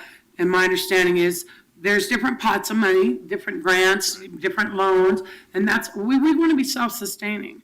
You know, we want to do whatever we can do to do our part. We've crunched the numbers and, you know, like he said, how can we piece this together so we can be self-sustaining? And that's why we continue to come to you guys. We know this budget's in place and we're asking for a portion of that budget because there are 6 trailer parks on that corridor. They are all being targeted. It is a huge displacement of minority, disabled, and low-income families, and it's going to create an issue. Well, we really appreciate, one, you getting organized. Obviously, you're organized and coming here as neighbors. 2, you've started at the right office because our housing commissioner is Dan Saltzman, so we'll all obviously work together on possible solutions. And 3, you've already really done a great job of highlighting the problem for us, which is we all believe as a growing city with a huge income gap that we need to build more affordable housing, but we have to hang on to the affordable housing that we have. Exactly. And your case has really demonstrated that. Exactly. Wait a minute, bird in hand here. Exactly. We've got some affordable housing. How do we hang on to it? So you've done a great job of getting the issue in front of us, frankly, at the right time in the right way. So compliments to you as community organizers and neighbors for bringing it to us in a way that is actionable for your city council. So you've done a great job. Thank you so much, all of you, for coming and for having us. Thank you. Yeah, we'll do the footwork. We'll do whatever we need to do. Just help us. Thank you. I just have to say that the first time I testified before an elected body, I asked for $1 million and I got it. Yeah. So maybe one of you will be sitting in this seat one of these days. The first thing I heard when I was young, the worst you're going to hear is no. Okay? You can So, ask, right? But we exactly. really appreciate you coming in. Thank you, everybody. Thank you so much. Thank you all very much. We appreciate you very much. Thank you. I also especially appreciate you having one spokesperson, because we got it. Thank you very much. Thank you all. I have the loudest voice. You're good at it. Good evening. Good evening. My name is Magali Bonilla. I am currently a member of YEJA, which stands for Youth Environmental Justice Alliance. We are a youth group under OPAL that works on developing leadership skills and community campaigns. We are currently trying to expand Youth Pass to East Portland schools such as David Douglas and Park Rose High School. We collected more than 2,000 surveys at David Douglas High School, and we found that half of the current student body uses TriMet to get to school and extracurricular activities. Even though there are some school buses at David Douglas, 41% of the students surveyed said they have missed the school because they didn't have transportation. Finally, we found that 73% of the students said they would use Youth Pass if it was available. That is why we want the city to support Youth Pass in East Portland. We appreciate that PPS has funded because it has a lifeline for young people. I attend Madison High School now, and I can honestly say that my Youth Pass is everywhere I go. But students at YEJA would like to see equity and want your help in expanding it to East Portland. Youth Pass is critical, especially to students and families that live in East Portland. Many of us are low-income families and are trying to save money for college, are relying on Youth Pass to get us to work. In our research, we found that many students in East Portland get TriMet to go to home after participating in club and sports activities because the school activity bus leaves at 4:30. If you stay at school any later, you would have to find your own way home. It's a struggle because students can't always afford it.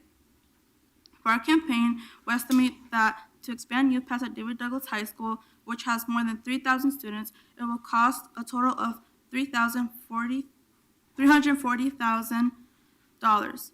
That David Douglas School District and TriMet have told us they would be willing to pay towards this cost. We want the city and the county to partner with the school and TriMet to make Youth Pass a reality in East Portland.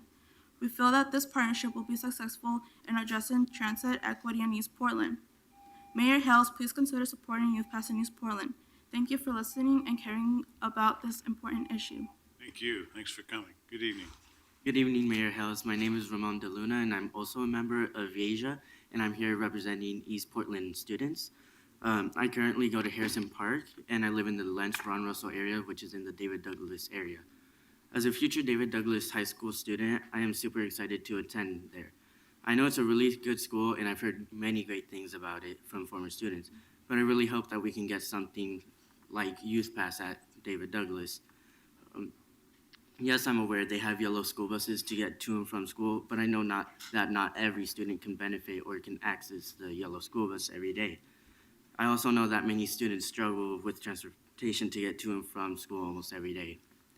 My older brother, a graduate from David Douglas High School, had to take TriMet to and from school almost every day because we were in the area where the yellow school bus didn't reach him. So this meant he had to pay $2.50 every day for a day pass to get to and from school. And it might not seem like a lot, but when you add it all up, he had to spend anywhere from $30 up to $50 a month just to get to and from, which is really crazy.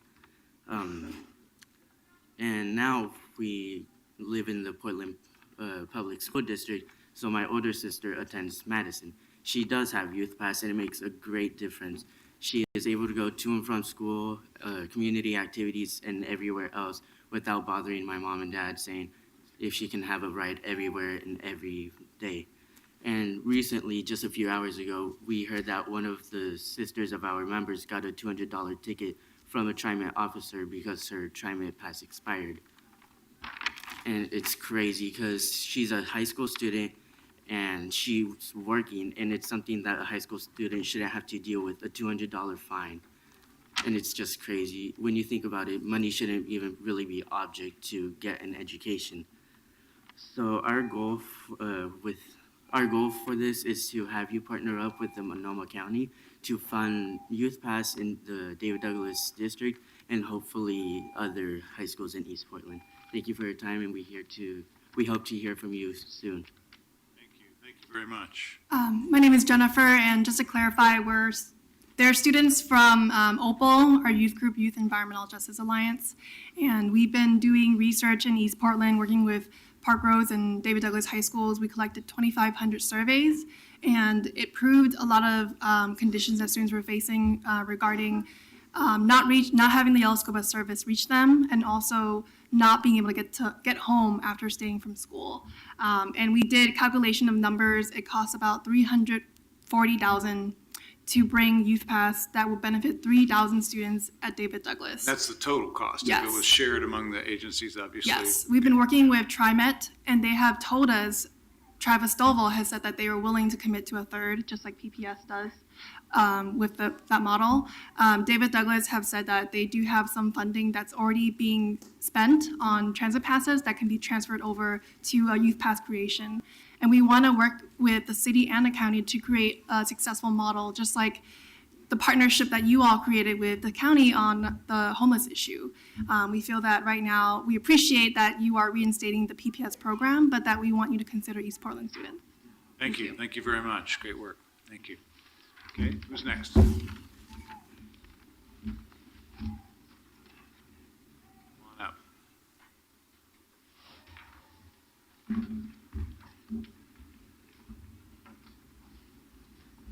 Mayor, before Leo starts, I just want to put a plug in. Street Roots has a new publication, which is a collection of poetry by Street Roots vendors.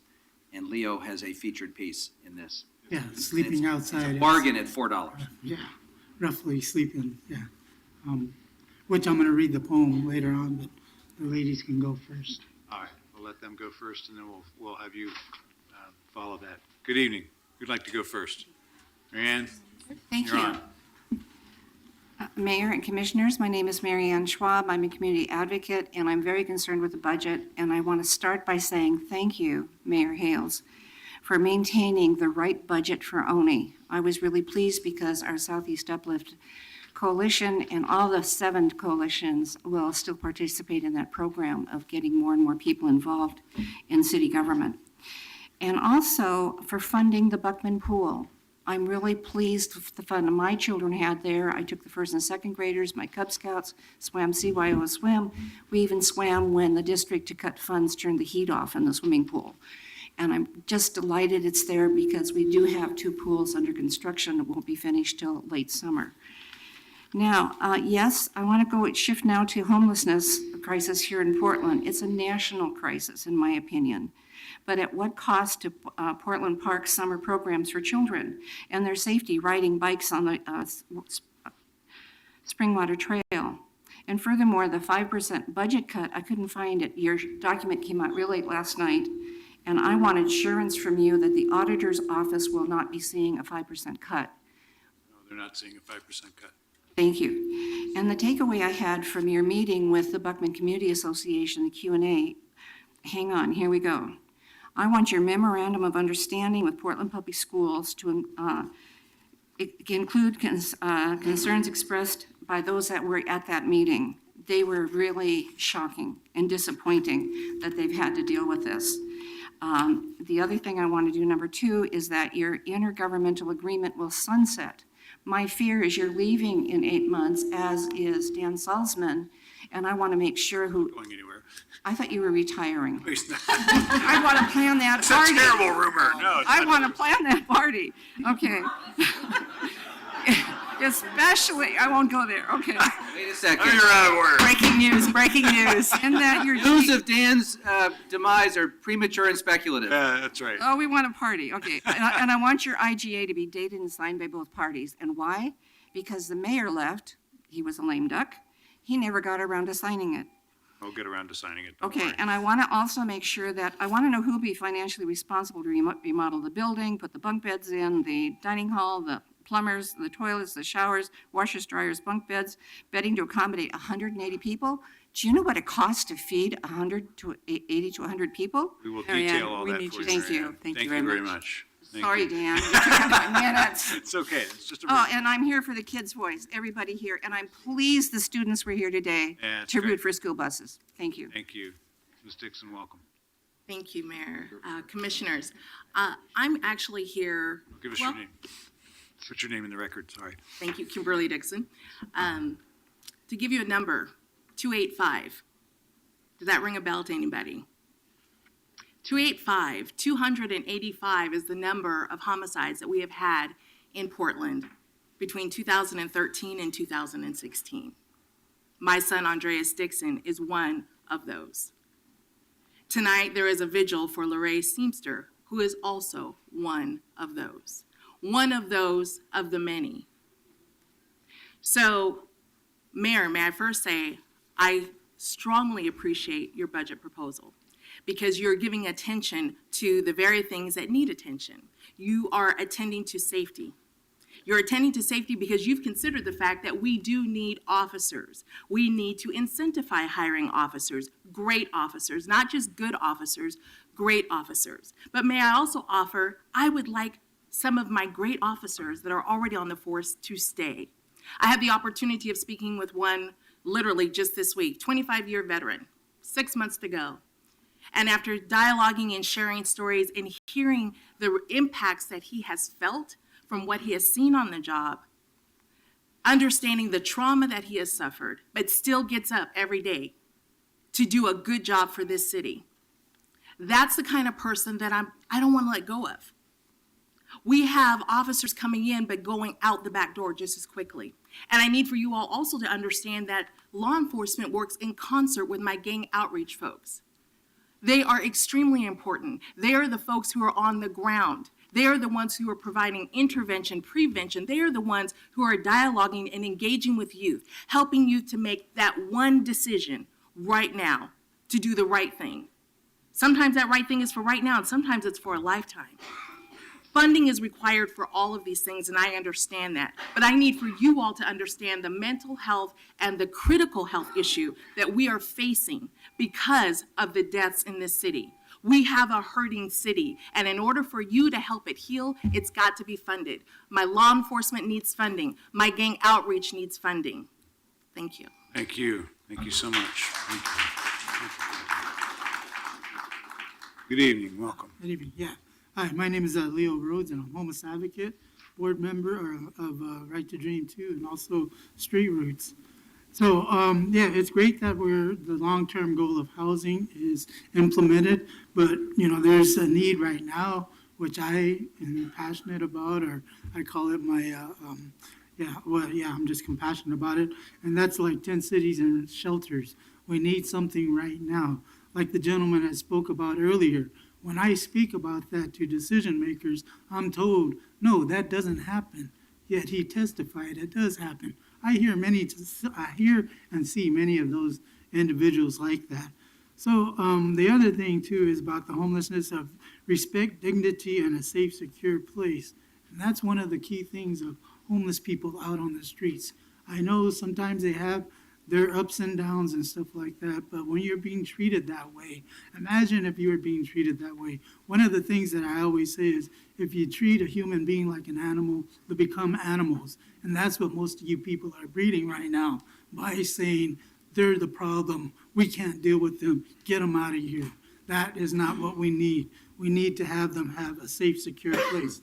So, Right to Dream 2 had this it's a zine, and it's called Sleeping Rough, and it's about vendors and their experiences outside. I wrote a poem. Here's the poem. On the brink of insanity, criminally speaking, or sleeping. I'm the ugly duckling, visible in your pretty little world. I'm the criminal when I sleep, bullied by cops, rent-a-cops, non-homeless youth, business owners, and so on. Sometimes I sleep, minutes, hours, days, months, years, only to be caught in a sweep. My survival gear is taken. Part of my gear is thrown away. The other part is stored. Decision makers claim it's the humane thing to do. Traumatized, I start over, surviving without my survival gear. Sleep deprivation kicks in. Confusion, irritation, and all that goes without enough sleep. I'm misdiagnosed with not taking my meds or mentally ill. If only people knew my story. Thank you. Thank you. Thank you all very much. Thank you. Okay, who's next? You're going to start drawing numbers? But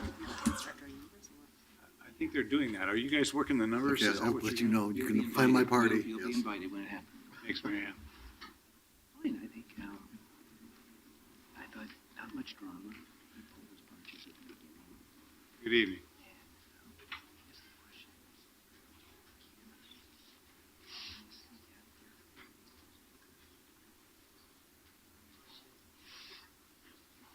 Yeah, there you go. Is he leaving in too? Good evening. Go ahead. Greetings, Mayor Hells and Commissioners. My name is Ree Carhus. I'm the Director of Operations for Boots on the Ground PDX. I just first of all want to express extreme appreciation and gratitude to this administration for all the hard work that they have done working with us houseless advocates and really trying to solve these problems. For instance, there was the Springwater Corridor move, and we're going to call it a move because we had plenty of advance warning. We were able to do plenty of outreach work 3 weeks beforehand. These were voluntary moves, helping people to be in compliance in the first place. I believe that your team, the HIT team, has some pictures of the tangible results of this. If the funding were cut for these programs, this work would be absolutely unsustainable for our groups. Most of us are volunteers anyway, and the only thing that keeps us going is the knowledge that there could be dumpsters, there could be porta potties. We're going to have support from the city. One point of contact is crucial for our groups. We would not be able to do this work and have the kind of communication with the city that we do without one point of contact. I will say also, finally, that public funding helps keep your edgier organizations on a little tether, if you will. We look forward to continuing working with the city. We really enjoy the bridge that public funding offers between our tables and lets us all sit down together at the same planning table. And we really look forward to more work this summer. Thank you very much for all your help. Thank you for yours. Appreciate it. Thank you so much. Good evening. You want to go next? Thank you. Please. Hi. You're the busiest person in the room, so. Thank you. My name is Kelsey Smith, and I'm here on behalf of the Portland Parks and Recreation Preschool Program. I did hear that you were not cutting it at this point, so thank you very much for that. Sorry, I wrote it down, but I'm a little distracted. Last year was the first year that my daughter was in preschool. We enrolled her late, so we didn't have a lot of options because she just hadn't been ready until that point. And so Portland Parks provided us with the really only affordable option that was reasonably affordable for our family. And now I have 2 in preschool, so that cost is doubled. And if you do a quick Google search of Portland preschools in the area, the average price is about $300 per child per month. So I appreciate you for keeping Portland Parks preschool in the budget, and whatever budget gets finalized, please continue to keep it in there because it does help us to provide education for our kids without undue strain on our finances. Thank you. Thank you so much. Thank Thanks you for all being for here coming. tonight. Thank you. Thanks to everybody waving over there, too. Yes, got a good Appreciate group that. with you. Thank you so much. Hi, Welcome. I'm Good evening. Desiree Rose, and I'm a homeless person. I was down on the corridor. I was down by Johnson Creek, albeit mostly by myself, until Park and Rec came through and chased me out, even though I had neighbors that wanted me there.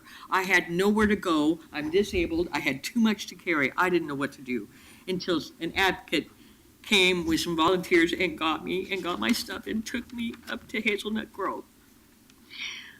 They accepted me with open arms. They've been very helpful to me. I found very intelligent people there with good ideas. We've had some good conversations and discussions on what being homeless is like here. I'm not from Portland, but I've been here off and on over the 22 years. This town has destroyed my family and is destroying my family by the 3rd generation. The only male in our family now is being destroyed by this. We don't have a whole lot of input about what is being done. We're just supposed to take what's thrown at us and take it the way it's thrown and like it. Personally, when I came out, I'm a veteran. When I came out to be homeless, the first thing they suggested to me was Jean's place. No, I'm sorry. I will not ever go there, and a lot of people like me will not. Okay? Shelters they're intended to be short-term. You can't keep people there and keep them and expect that to be a healthy environment. It's not. And the way things are being handled, this physical, psychological warfare on your most nominal citizens, this has got to stop. There are people within the homeless community who want to help, who have good ideas, myself included. I have lived in 28 states and been homeless in a lot of them, 7 states with children, and I've seen some things. Since being here to Portland, I've seen some real things like giving a person on GA a free bus pass so they can go get a job, but a mom with kids, nope, that's not smart. I've seen, we will now no longer pay for contraception to the women on welfare. Not a good idea, not really a good idea. A lot of really bad ideas being managed by people who don't care. I've seen a person that hates homeless people working in a homeless shelter, okay? Seen it here, okay? Ms. Rose, Here. thank you so much for your testimony. I really appreciate it. We appreciate you very much. Thank you for coming. Thank you. Thank you. Okay, Okay, now we're going to move to calling numbers for the next 2 rounds of testimony. okay. So I'll call the first 3 numbers for the first 3 people to testify today. 148, 148, 364, and 189. Okay, if you have those Those are our numbers, first 3. come on up, and then maybe call a couple more for Yeah. standby. And then the next 3 that have been drawn are 133, 108, and 199. And those next 3 should come on up and sit at the 3 seats at the front that are reserved. Very You're suspicious. on deck. The lottery must have been rigged. If only it was the real lottery.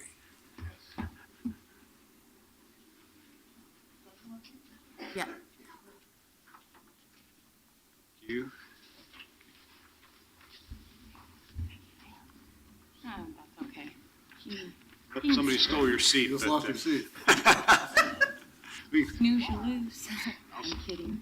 We'll let these 3 ladies go first, and then we'll let you use your number. So go ahead. That's not a problem. Okay. Sorry about that, Daryl. Go ahead. Hi, I'm Angela McCall, and I work in the records department for the Police Bureau. And I've heard a lot of talk about police reinforcement, what's needed. There is also another problem with support for the police department. Thank you for making sure that we're getting extra staff. But then we have a retention problem. And first, I'd like to say Records is responsible for the accuracy and timely entry of all reports, and there are about 300 reports daily. The Records Division enters stolen vehicles, missing persons, stolen property, respond to requests from the public and other agencies and officers. We offer customer service for name checks, towed vehicles, and accuracy is vital in our department. These are just some of the primary responsibilities that we take on daily. We are not just administrative aides, but we are the key employees with a higher level of responsibility. Our biggest problem is we cannot retain new employees because of wages. New employees usually seek employment in other departments getting paid the same wage or better. That does not require as much responsibility and accuracy as our department does. And basically, that's about it. Thank you. Thanks very much. Good evening. I'd like to go next. Good evening. I'm Laura Fisher. I've worked for the Police Bureau for 10 years. I'll just round it up. We have had a retention problem. It is salary, and we're competing with other agencies. It takes 9 months to train a new employee on 4 positions. They typically, the last new hire group, out of 22, we lost 11. And they left a month after their probation for BOEC, school, other agencies that paid more. And yeah, I'm going to say probably demanded less. We are 24/7. Police call us when they have a problem. They don't call their support staff. We are a unique unit. And all I'm saying is that to get quality officers, you have to offer incentive. I'm not asking for incentive.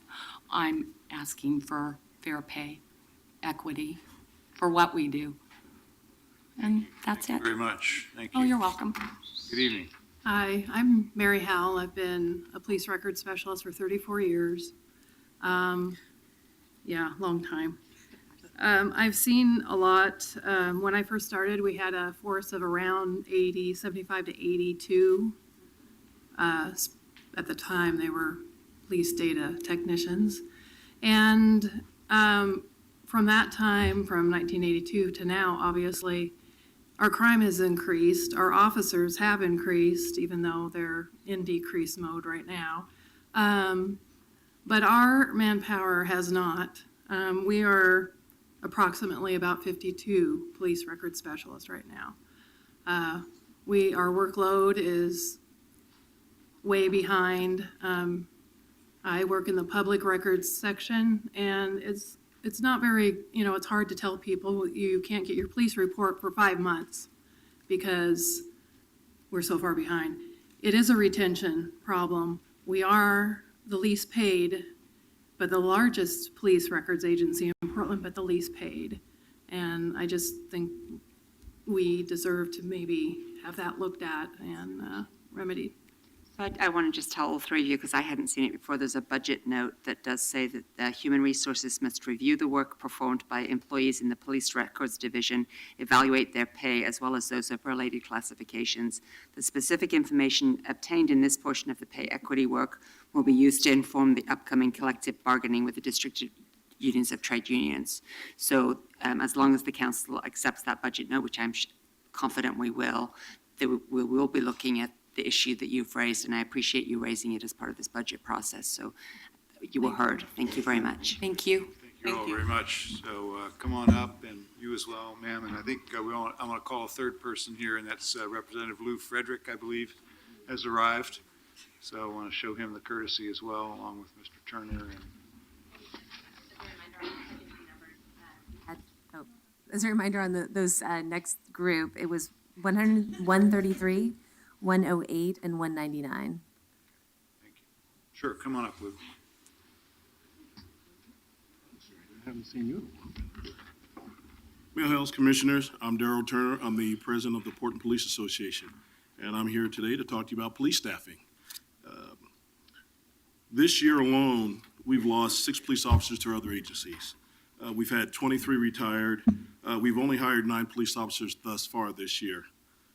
If we continue to lose officers at the current rate of 87 per year, which is where we're headed, by December 2018, we'll be down 243 officers. With the current hiring trend of 27 per year, we'll add another 81 officers to the Bureau by the end of 2018. That leaves us with a deficit of 162 officers, plus the current 18-month probationary period obviously adds and compounds to that issue. Right now, from January to April, last year, we had 41 gang shootings. Right now, to date, we have 57 from January to April. Car thefts are up. Arrests on car thefts are down. We are at the lowest staffing level at least since 1993. Right now, it's a time we need to do something. We need to make a change. We have to increase our staffing levels. We are the largest agency between Seattle and San Francisco. Seattle PD has around 1,300 police officers to police 662,000 residents. The Portland Police Bureau has 884 officers to police almost 600,000 residents. We are at a staffing deficit that is catastrophic at this time. We cannot do the community policing that we need to do. We cannot engage the community the way we need to do it. We cannot do proactive policing the way we need to do it. The numbers on gang shootings, the numbers on car thefts, those are just a small telltale sign of the staffing issues we have at the Portland Police Bureau. Mayor Hales has put a budget together that has included ways to not only retain officers that we want to keep, like Ms. Dixon said, but also to recruit officers and lateral officers also to bring them into an agency that we can then build our agency back up and build again what we are now, the finest police agency, I believe, in the nation. Thank you. Thank you very much. Representative Frederick, welcome. Thank you very much. I don't get a chance to be on the panel with you very often, so that's very You agree on a curious. few things, maybe. We do. There are a few things that we agree on. I want to bring this to a different approach. I've now been in the state legislature 7 years. I worked for the Portland schools for 12 years and watched budgets get taken apart and put together and have programs lost on a regular basis. I've also been watching the Portland city budget since 1974 when I first arrived here because it was affecting me. I want to say that because I understand that there's a real struggle to balance, and I don't envy you that balance. I have to do it all the time in the legislature with different groups of people coming to talk with me about various things that they've been involved with and working with. So I'm actually coming to you to do the same thing, quite frankly.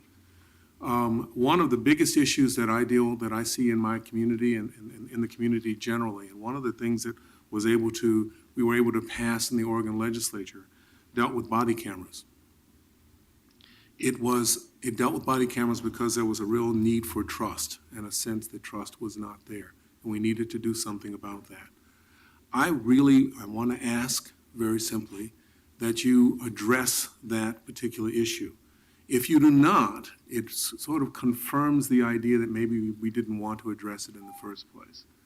So I would encourage you, whatever budget that you decide to come up with, because I'm not going to be the one writing the numbers, or whatever budget you come up with, that it include in a substantial fashion the ability for the Portland Police and the City of Portland to use and put out body cameras and the video that comes with them, because we need to begin to take step by step to restore the trust that frankly we have seen lost over the last few decades, and certainly over the last few years, both here in Portland and across the country.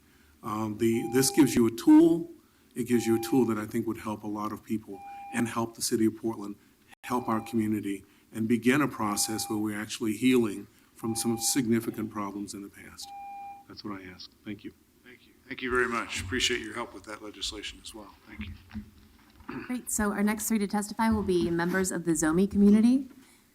Then the three people on deck, I'm going to call those three numbers.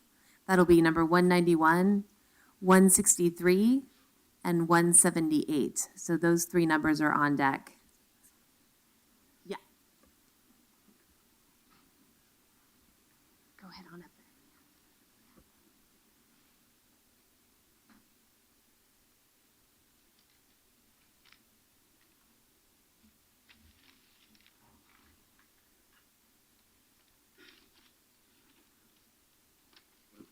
Thank you, Mr. Major Health Commissioners. I'm very happy to be here to represent my community, Zomi Associations. I'm SB and from Union of Myanmar, Burma, the second poorest country in Asia, and our state is the poorest in our country. We have a civil war, the longest civil war that the world have ever seen, like more than 6 decades now. As a result, millions of our people fled to our neighboring countries. For many, many years, we did not have country, no state, no city. But now we have a country called US, a state called Oregon, a city called Portland. We know that USA is you start again. So thank you very much, Mayor and Commissioners. Under your administration and leadership, our lives, our family have been re-established in this US. But it is unfortunate to mention that our 80% of our income goes to our housing and renting. Many students have to move to another school. Like 2 families' income could only rent apartment. We are very much overcrowded in every family, Many students has to go to another school because of the different area. School bus could not pick them up anymore. Therefore, I humbly request that homeless, migrants, and refugee families to include in your declaration of a city emergency. Thank you very much. Thank you. Thank you so much. Thank you. Welcome. My name is Mr. Tangkoma. Please excuse me, I cannot speak very well in English, but I will try to speak. And first of all, I am very happy to see with you, and I am feeling happy to get this opportunity. And I came from Burma, Myanmar. It is situated in Southeast Asia, and I arrived here in 2013 as a refugee, and I stay Southeast Poland. And I want to discuss for our community, and my community is Zomi community. On behalf of Zomi community, I want to discuss that we need policy commission for New Poland. That it is very important for our community and all the Polander, and that is why I want to discuss this very much. As for me, I'm very thankful to get opportunity to talk and discuss and tell this on behalf of my Zomi community. Thank you so much. Thank you. Thank you very much. Good evening. Welcome. ก็เป็นส่วนจริงที่ I will be translating in English.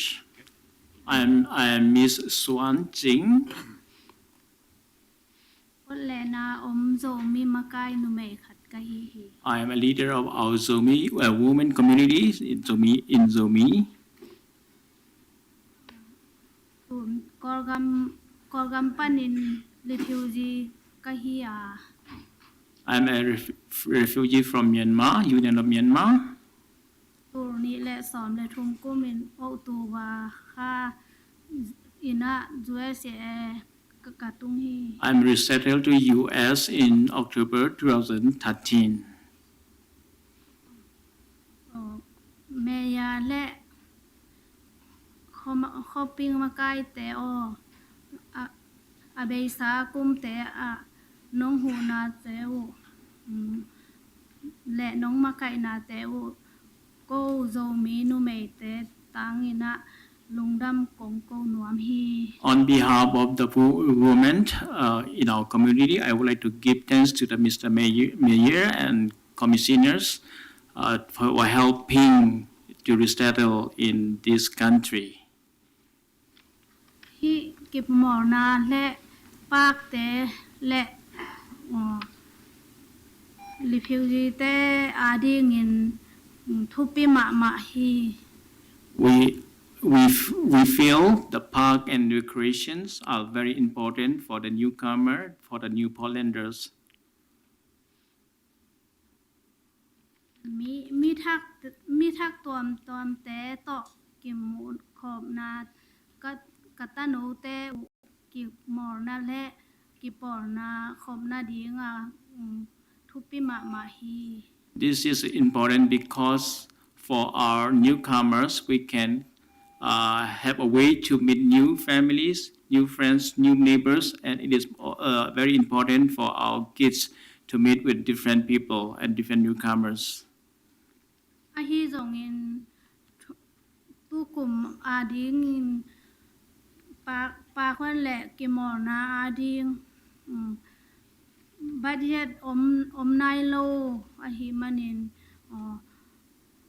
hu na te abei sa no hu na te u ki lung ki ma ka lung u dam ma ma hi As you have been, under your administrations, you have been doing very good to very excellent to our community. But the park and recreation, please do not cut from your budget for this session. ko zo mi nu me te tang ina lung dam ong ko yung abei sa ku ma nong hu na u le nong ma kai na te u me ya le hi ho ma kai te o lung dam ma u To the mayors and the city leaders here, we are very much thankful. I would like to thank on behalf of women from our community. And then we also hope that in the future you will include the park and recreation in your budget. Thank you. ตัวหิมันนินของทุมองตุกุมมาดีเงินตูนี้และซอมและกุกและตูนี้และซอมและซากิอาดีเงินบัดเจ็ตทักของเปลายนาดีงอุนโซมีนุเมเกปอร์นาปานินหูนาองเงินลายองทุมุง Once again, my humble request to include 2016, 2017, the park and recreations into your budget. Thank you. How do you say thank you in your language? Lungdam. Lungam. Lungdam.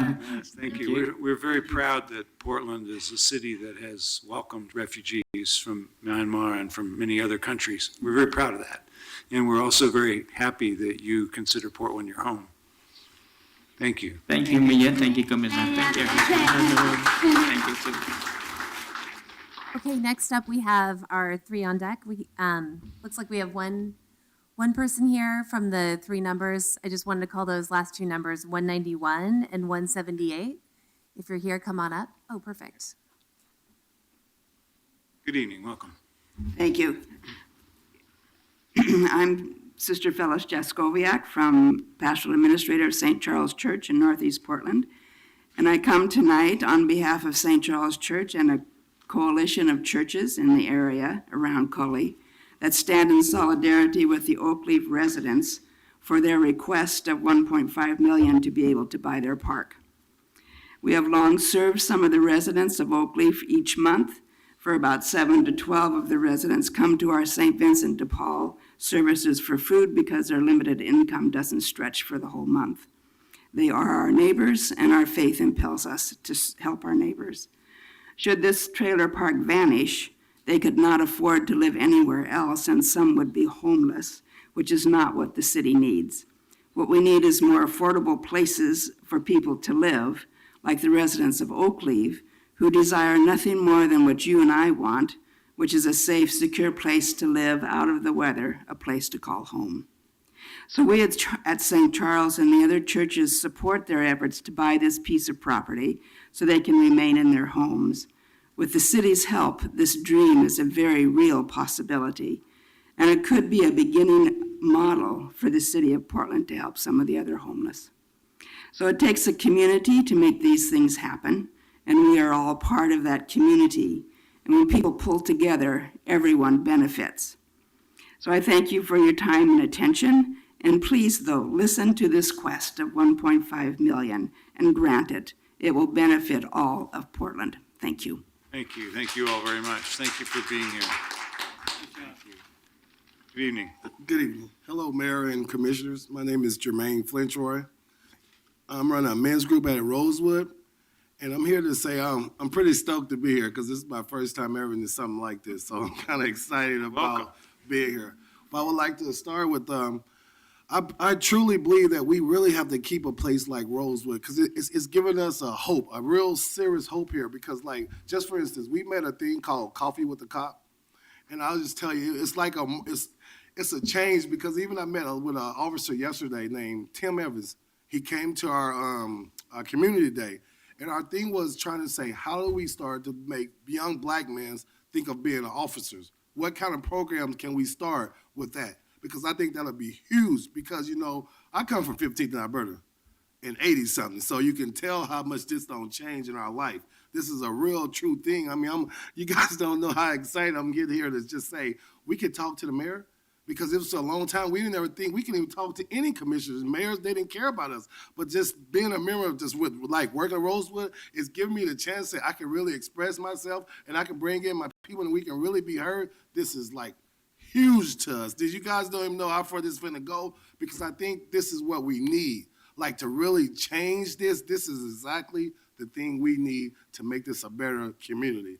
And I believe it's going to start like, you guys, it's going to start, because like we just started doing like community service. We're doing community cleanups. We're doing just bike rides, all this kind of stuff. And it's just going to go, go, go. But I think this is a good opportunity. And thank you for allowing me to express myself. Thank you for what you're doing, too. I can tell you might be able to get a few people involved. Oh, yes. Thank you. Good evening. Good evening. Rob Martineau, and I appreciate the time, Council, for having us here to have the input on the budget. What I want to offer, you spoke in your opening about police staffing and also about the housing, how rents have been up 11% in just the last year. And both of those reflect in what I'm here to say tonight. The bookends I would offer is that police officers don't take the calls. 911 operators and dispatchers do that. And there is a crisis right now in their staffing levels. If they got 40 more people today ramped up and ready to go, they would have the appropriate staffing level for 2007, 2008. People will die this summer waiting on hold to get help. The other side of that, I would not try to step on Daryl Turner's toes. The work they do is amazing. But on the other end of that, we have our record specialists. And in addition to being the lowest paid record specialists, people of their kind in the state, they're 80% women as well. So we're clearly not in line with the city's equity goals as we look at these numbers. Those kind of things are really what rounds out public safety and the involvement that needs to happen. If I could put an umbrella on it all, I would say the Office of Neighborhood Involvement. We've got, I believe it's 95 neighborhood associations. We've got dozens of other community partners. A council 100 times your size can't do the work of the people I'm talking about. And to interface with all of those is critical. It adds to Portland's livability. It affects everybody in Portland. And in reviewing the budget, I think the budget office got it right when they said we need to add office support for those 11 crime prevention coordinators. There should be 12, and they're going to cut that position to get office support. What we should be doing is doubling down on the good work these prevention coordinators do in our communities and adding, not seeking to cut. So please double down on ONI and let's give them the support they need, both in the office and in the field. And let's not forget both sides of the police staffing crisis. And it's how they get the calls and how we keep our records. Thank you very much. Good point. You know, Commissioner Novick and BOAC asked for, and I've included in the budget, some additional positions at BOAC because we know people really are stretched thin there. So tell us if we got it right or not numerically. If I can add just one thing, please. You spoke about the note that to consider that in bargaining, and certainly we'll be there for that. But I assure you, nobody will get in the way of pay equity if you want to do it outside of bargaining and start tomorrow. You know, I really appreciate you saying that, Rob, and I particularly appreciate AFSCME and 189's approach, and especially in the BOAC negotiations where you've looked at what's the problem, what might be a reasonable funding approach to stimulate, and how do you do more scheduling. You've really exemplified it in a constrained budget. What could we do together to make things better for the staff and for the community of Portland, and the same in Office of Neighborhood Involvement and crime prevention too. So thank you so much. Thank you. Thank you. Thank you all. Appreciate you being here. Okay. Next, we have 377, 136, and 184. And after that will be 180, 138, and 112. Great. Come on up.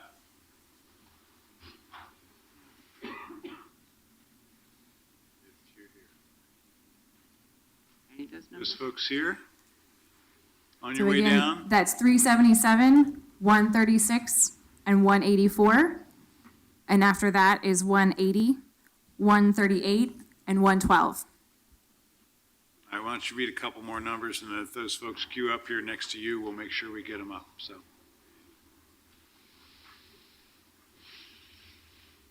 Okay, we have, after that, 151, 130, and 177.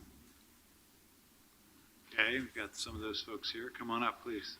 I don't know if there's still folks that are in the overflow rooms. If there are, there's now room in the chambers, so if you wanted to move over, that way we'd be able to see you if your number gets called. Yeah, there's plenty of room on the third floor, and there's still 6 or 8 or 10 chairs on the main floor, so. Okay, did I see somebody coming up? Maybe not. Anybody whose number was called? Not yet. Oh, there we go. All right. It's almost like Baskin Robbins, but not quite. Welcome. No ice cream cone, but you at least get to talk. Welcome. Thank you. Good afternoon, Mayor Hales and Commissioners. I want to say briefly, my name is Yvonne Rivero. I'm one of 2 community engagement liaisons with the City of Portland representing Latino communities. I'm here today I want to thank you briefly, Commissioners, and Mayor, I want to thank you for considering the program for New Portlanders in your budget, as well as all of the improvements for public safety.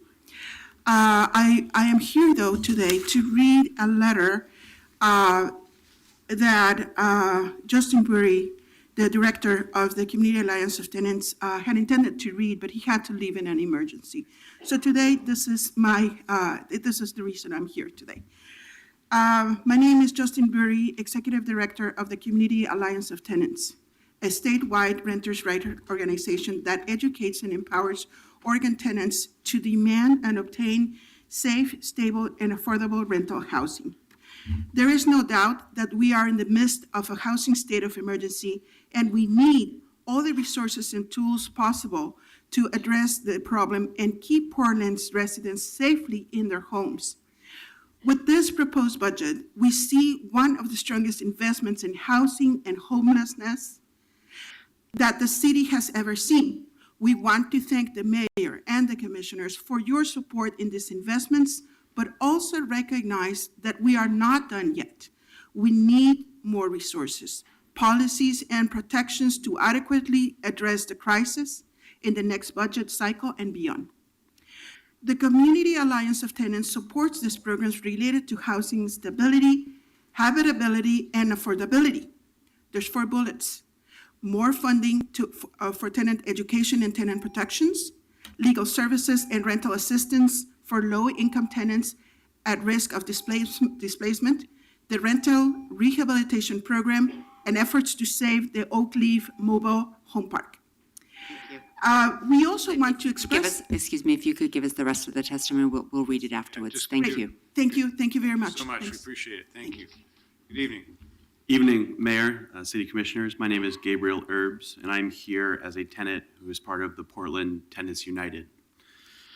Last year, my girlfriend and I were living in a complex in Southwest Portland that was infested by rats, and our property management company did nothing to abate that. We fought for our rights, and 2 months later, we received a retaliatory no-cause eviction. I'm a white, cisgendered, middle-class, college-educated male, and I had my parents to fall back on. So many tenants in this city, queer, tenants of color, do not disproportionately have those opportunities. At the time, I couldn't figure out why our city and state laws so critically victimize tenants in favor of landlords and corporate property managers. But doing a little investigation into the way that those interests support your elections has made that more obvious. And I want to say that the asks that organizations like Living Cully, Oregon Community Alliance of Tenants have brought forth merely keep the housing crisis in a status quo. They keep it from deepening. They do not start to address the magnitude of the housing crisis in our city. So while we are here in solidarity with them, it's also worth understanding how we got to this point. Why are we where we are now in a full-blown housing disaster? That comes down to campaign contributions. Commissioner Fritz, since 2014, took no large contributions from landlords, property managers, and developers. Commissioner Dan Saltzman took $1,000 from Northwest Cedars Property Management, $500 from Lawrence Bruin Corporation, $500 from Guardian Real Estate Services, $10,000 or more in other added contributions. Steve Novick, Commissioner Novick, $1,000 from the eviction management law firm Radler, White, Parks, and Alexander LLP, $1,000 from Robert Ball Property Management Corporation, and $5,000 in total contributions. In the interest of time, I'm going to spare us the contributions for Commissioner Nick Fish and, of course, for our Mayor Charlie Hales, whose campaign contributions from property managers are too numerous to list here. Thank you. Welcome.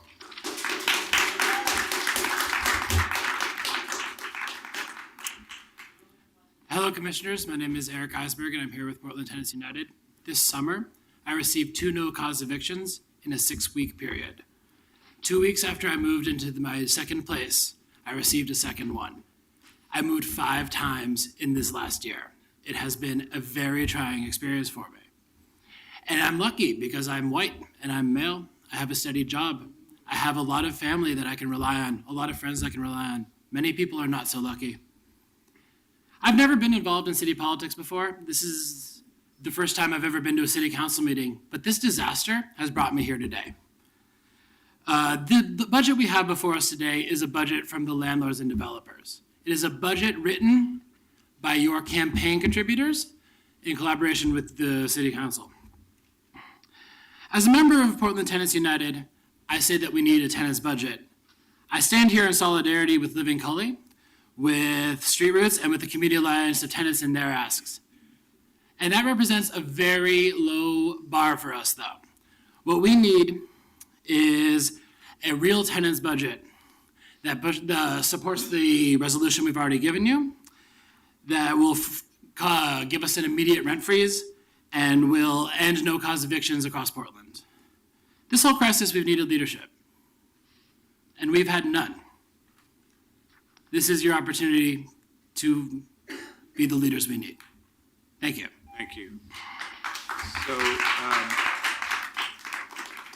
come on up, and then I want to call Superintendent Gray, who I see arrived. So go ahead. Good evening. My name is Sammy Black. I'm an organizer with Portland Tenants United as well. I'm married, I have 3 kids. I have 3 advanced degrees, 2 professional jobs. Still, my family is one more rent increase away from being priced out of the city, with no savings to afford the move. If we are struggling with all of our privileges, which I acknowledge openly here, I ask you to think about how so many others are getting by. Literally, you have done nothing to protect or stabilize tenants since we were here in October when you passed the 90-day ordinance. The housing crisis in the city has only deepened and widened. This is what a city in decline looks like. You can do better. We are here with Living Cully to ask for the $1.5 million to help purchase the land underneath the Oakleaf mobile home park to prevent another mass displacement.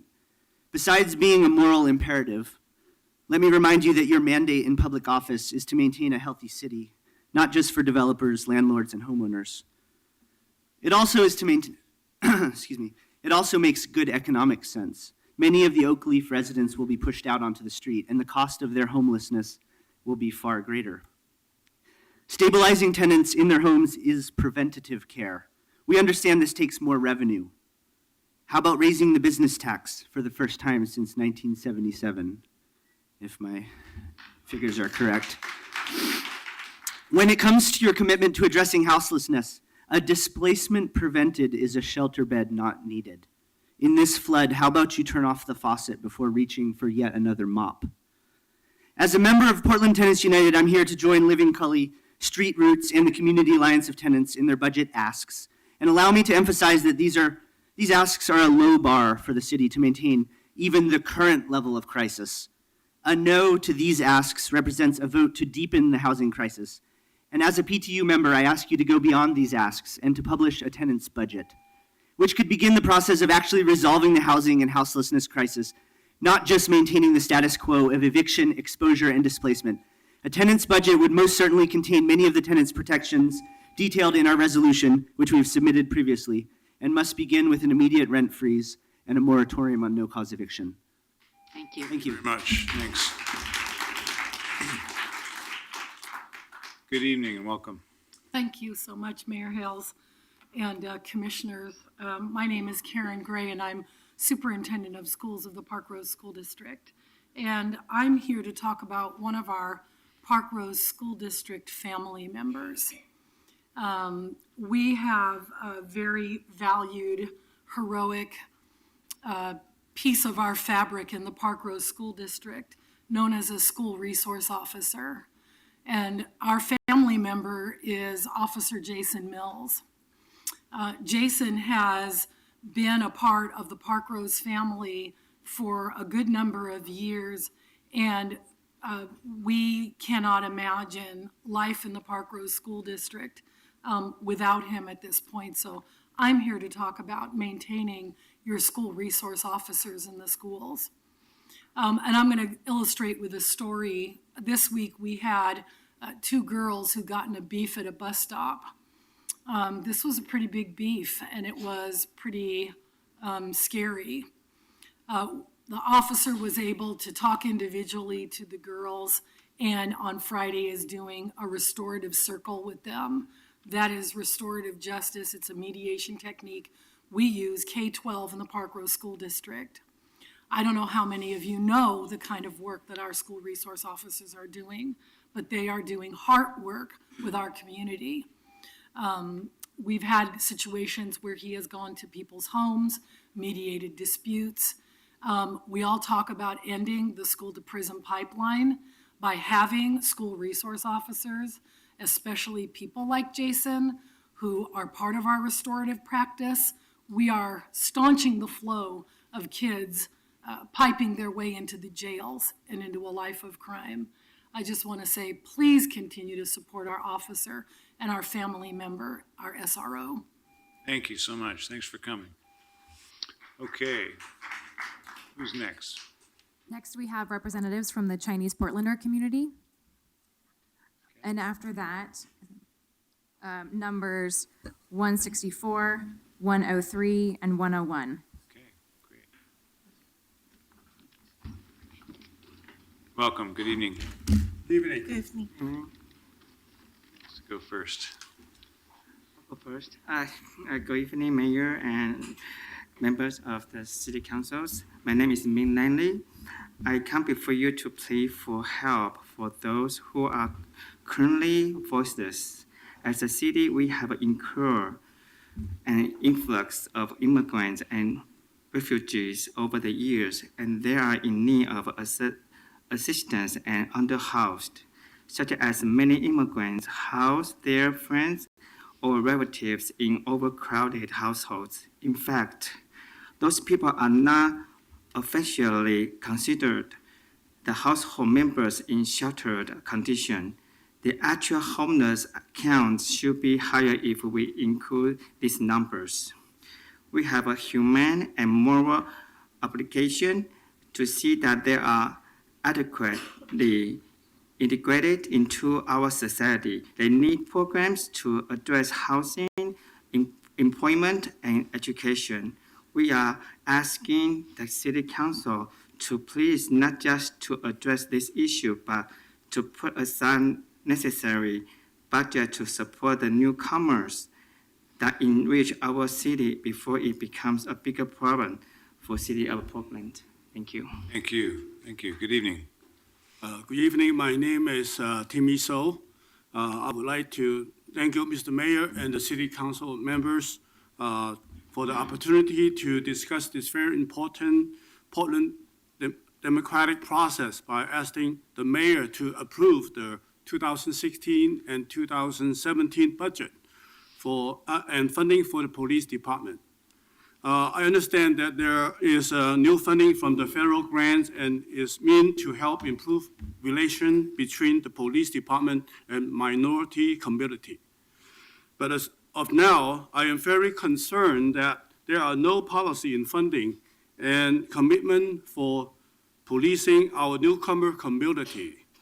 Our family are extremely disconnected from law enforcement services and therefore are most vulnerable and criminal influences.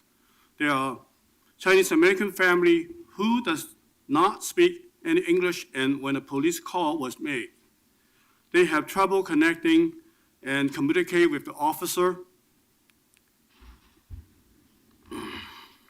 The officer has to rely on the children sometime of the family to do translation. Children often do not have the proficiencies and languages to understand complex and difficult dialogue, or to translate cultural nouns pertinent to certain situation. Therefore, this form of communication, while it serves base purpose of translation, it is far from adequate. While there are great individual officers and commanders caring for our families, we do not have policy for specifically dealing with our newcomer to bridge cultural differences and difficulties of new languages that may input facilitation for dealing with such situation. I respectfully request that a part of the funding be budgeted to train police officers to help and provide assistance to the newcomer and the family. Again, thank you for all your careful consideration. Thank you. Thank you. Thank you very much. Good evening. Good evening, Mayor Hales, members of the Portland City Council and Portland residents. I'm Bibi Tanbak, Community Volunteer English Language and Citizenship Class Instructor. I'm here to appeal to Mayor Hales to continue and maintain the integration practice position, which said funding ends on June 30th, 2016. Portland is a city where 1 in 5 residents are foreign-born, and 50% of our school children are of ethnic and minority language backgrounds. We therefore have an obvious need for the integrated practice position to oversee the existing New Portlanders program, to coordinate and support them by providing outreach to these immigrants and refugees. Our Portland Newcomers program has been lauded and honored by 13 local, national, and international organizations for excellent achievements for the past 8 years. To maintain this level of success, we need the integrated practice position to assess, support these programs, and to help develop outreach to the community of newcomers.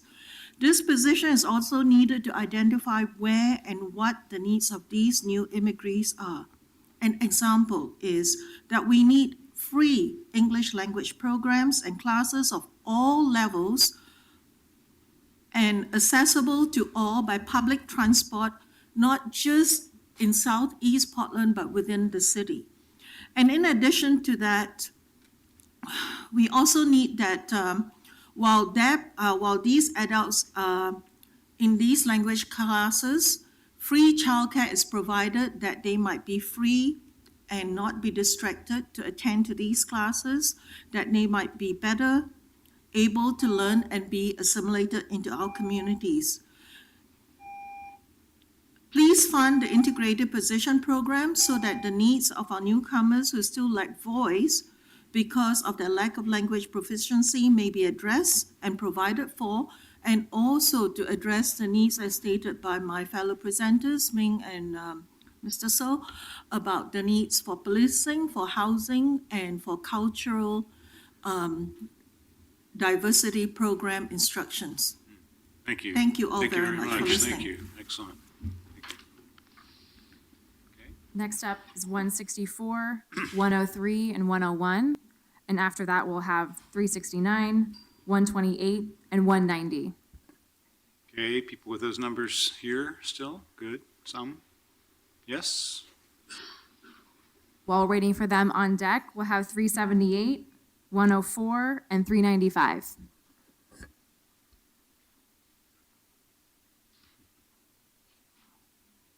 Okay, got one. Come on up.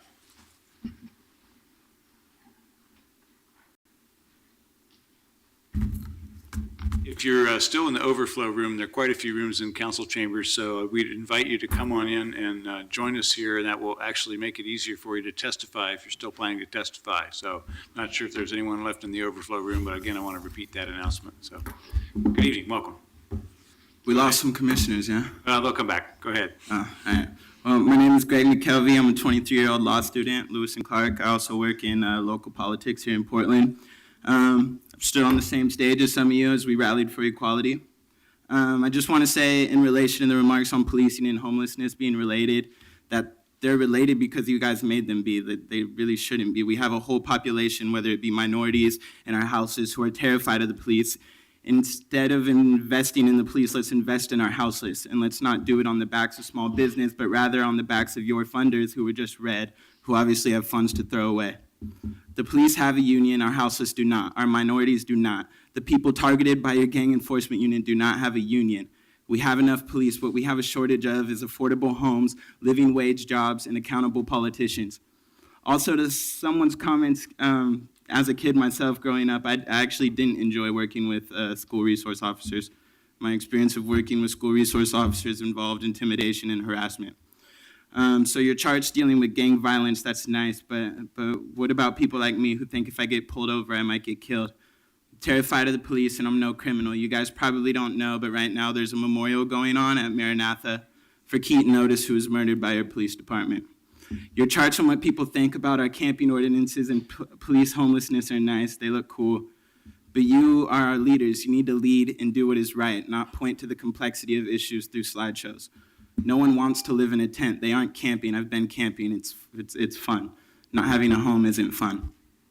So as a member of Portland Tenants United, I'm here to join Street Roots and the Oregon Community Alliance of Tenants in their budget asks. However, I also want to emphasize that these asks are a low bar for the city to maintain even the current level of a crisis. A no to these asks represent a vote to deepen the housing crisis. And as a PTU member, I ask you to go beyond these asks and publish a tenants budget, which could begin the process of actually resolving the housing and homeless crisis, not just maintaining the status quo of eviction, exposure, and displacement. Thank you. Thank you. Good evening. Good evening. My name is Charlie So, and I'm here to speak in support of Mayor Hayo's proposed budget, and specifically the 0.3% business license tax increase. I recently read on the Willamette Week that Commissioner Fish, Commissioner Saltzman, and Commissioner Novick are against such tax increase. So I just want to point out that it will bring $8.7 million to the proposed budget. So I just want to ask, which program or services do you want to cut and say we don't want to bring in $8.7 million? Like we heard, there are a lot of important issues in the city that a lot of people have already spoken today. And frankly, the city is currently failing its residents on issues such as housing and transportation. According to the Oregon Office of Economic Analysis, in the next 10 years, Portland needs to add about 12,000 more housing units every year just to maintain the current level of demand. We're not even talking about housing for low-income families. And what about programs like Right to Dream 2, one point of contact? These programs help keeping people off the street and keep Portlanders having a roof over their head. More people are dying on our street because of traffic crashes. Last year, there were 37 traffic deaths on our street, and that's more than deaths in homicide. This year, we're already at 19. We're on the trend of doubling that. So I really want to ask for all commissioners' support for this modest tax increase that will bring $8.7 million that will fund many necessary and very urgent city service and programs for all Portlanders. Thank you. Thank you. Thank you very much. Good evening. Good evening. My name is Joe Enlet. I come from the Chukis community, from the Micronesian community, immigrant community that's here in Portland. I was here a couple of years back before you, and I talked to you about one of our elders in our community who had an experience with the police department where there were some people who had called on him, and because there was an issue with some of the children that he was taking care of. And when the police came, he was apologizing to them. And his apology was taken as an admission of guilt, where in our culture, apologizing was a sign of respect and respecting the officers for having come out for a mere misunderstanding. I am here, I was supposed to be here with two of my community members, and they are not here today because there's a funeral for that elder man. And so it's kind of very emotional for me to be here and speak for that same reason. I'm here because in the budget, there are no policy and funding commitments for policing our newcomer communities. I am here to advocate for that. Our families are the most disconnected from law enforcement services and most vulnerable to criminality. While there are great individual officers and commanders caring for our families, we do not have police policies or monies committed to training culturally effective officers to support our communities, our immigrant communities. I'm also here to support the funding for the new Portlander Policy Commission. I have been advocating for Micronesian community since I was living in California and Hawaii and over here. The biggest thing for our community is not necessarily monies and programs. The biggest thing for us is not being seen and being invisible and not having a voice, because that takes away from our fundamental sense of our humanity. And I think for any community that does not have that sense of humanity really is stripped away of that sense of belonging and sense of, being part of the human race. Thank you. And, Thank you very much. And thank you. And so for the Portland Policy Commission, that is one way that our voices can be heard on the policy level. And so I advocate for you funding that program. Thank you very much. Thank you. And by the way, my proposed budget does include a position for a refugee integration officer. So that point has been heard. Your community's done a good job of bringing that idea forward. So thank you. Thank you very much. Okay, who's next? We're still looking for 378, 104, and 395. After that, we have 141, 362, and 386. If you're here and your number got called, go ahead and come up because we'll take you as you arrive. I'll just call one more set of numbers so we can get people ready. 196, 389, and 126. You're welcome. Mayor Hales and Commissioners, good evening. My name is Kate McCory. I'm a customer service representative at the Mount Scott Community Center. I love working directly with my local community. I love getting to help low-income families apply for scholarships and register for classes. I work with teenagers who desperately need a kind role model to keep them out of trouble. I love all these things. However, as a customer service representative, my starting wage was $10.25 an hour. At a time when my rent is being raised 20% and the house I rent is being sold, I'm struggling to get by. At Mount Scott Community Center, I help individuals and families apply for scholarships every day, yet if I didn't work here, I too would be applying. This is why I am here to thank you, Mayor Hales, for supporting recreation arbitration package in your proposed budget. This is an important step forward for hundreds of park workers. I want to thank the council for taking my coworkers seriously when they advocated for this to create more full-time positions. I also want to thank you for making the budget decision to let rec staff like myself know that our concerns are being heard. As the council works on this budget for the next week, I ask that you maintain the funding included in the mayor's budget for Portland Parks and Recreation. This budget represents a giant step in the right direction for parks employees, so I thank you. Thank you. We appreciate you. Thank you. Thank you. So you said you make $10.25 an hour? Yes. And are you also limited on the number of hours per year that you can work? Yes, I am going to be unemployed in 300 hours. And do you get any kind of city benefits? None. Thank you for coming to advocate for getting union pay and benefits. Thank you.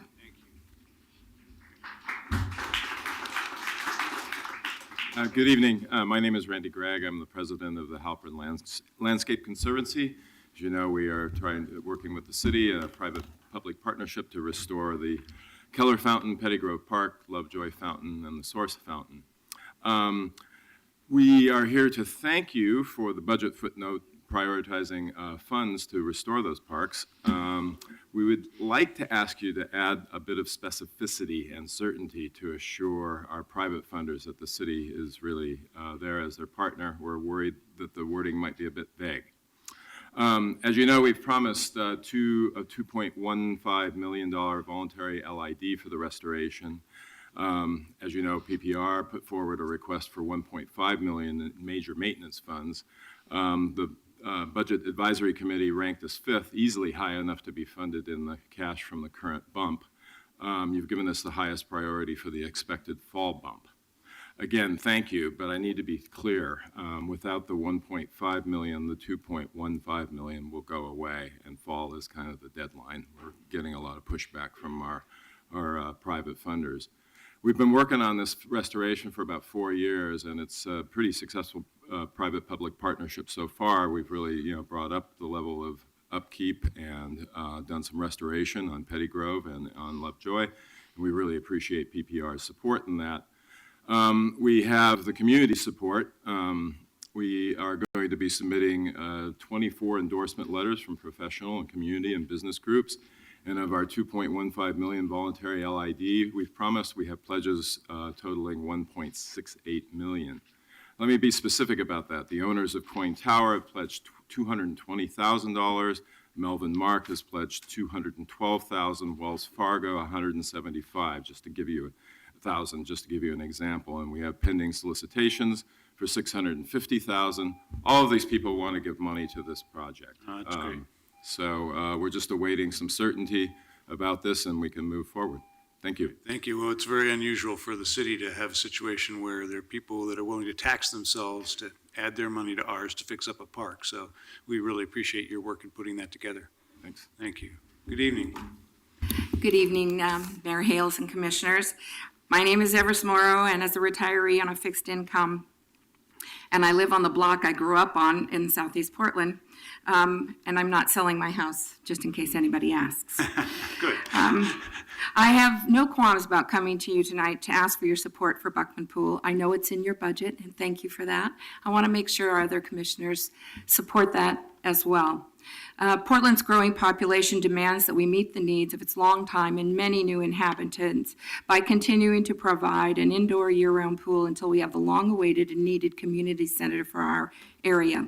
To accomplish the dream, I would encourage the City Council to look into using some of the system development charges from all the new building being done in our neighborhoods to help bring our dream of a new community center to a reality.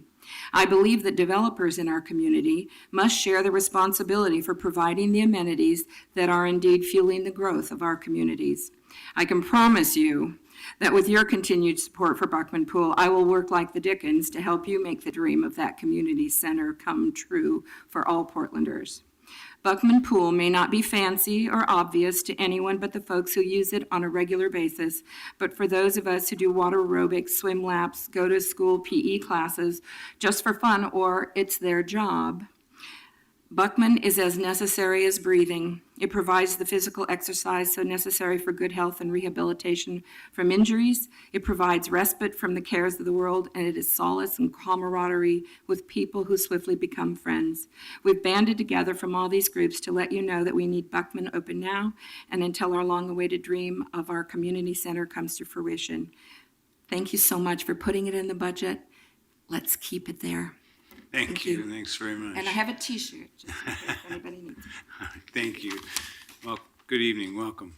Hi, I'm Mark Lakeman. I'm with City Repair in the Sellwood neighborhood.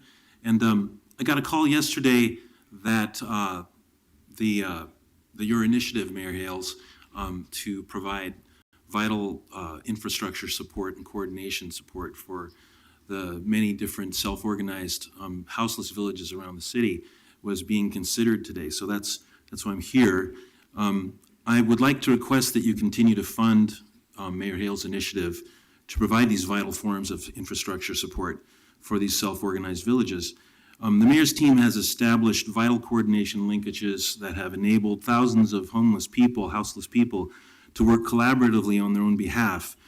This is the very Portland way forward, to enlist people to act on their own behalf in concert with others for mutual benefit, with safety and health being a primary benefit, and with meaning, dignity, and cultures of accountability as well, being no less important. Other vital elements of Mayor Hale's positively compassionate and heroic initiative include infrastructure for human waste in various forms. I'm so surprised to hear that this might not be funded going forward, because as I'm collaborating with so many other people in this, it feels like not just a breath of fresh air, but a paradigm-changing initiative where we're getting so much more than just $650,000 worth of value.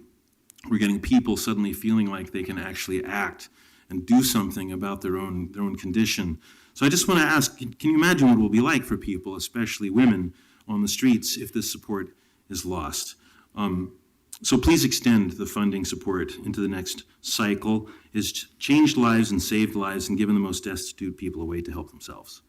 Mark, can I ask you something? Because one of the things this council has committed to in the last year is a historic level of funding to address homelessness and the housing crisis.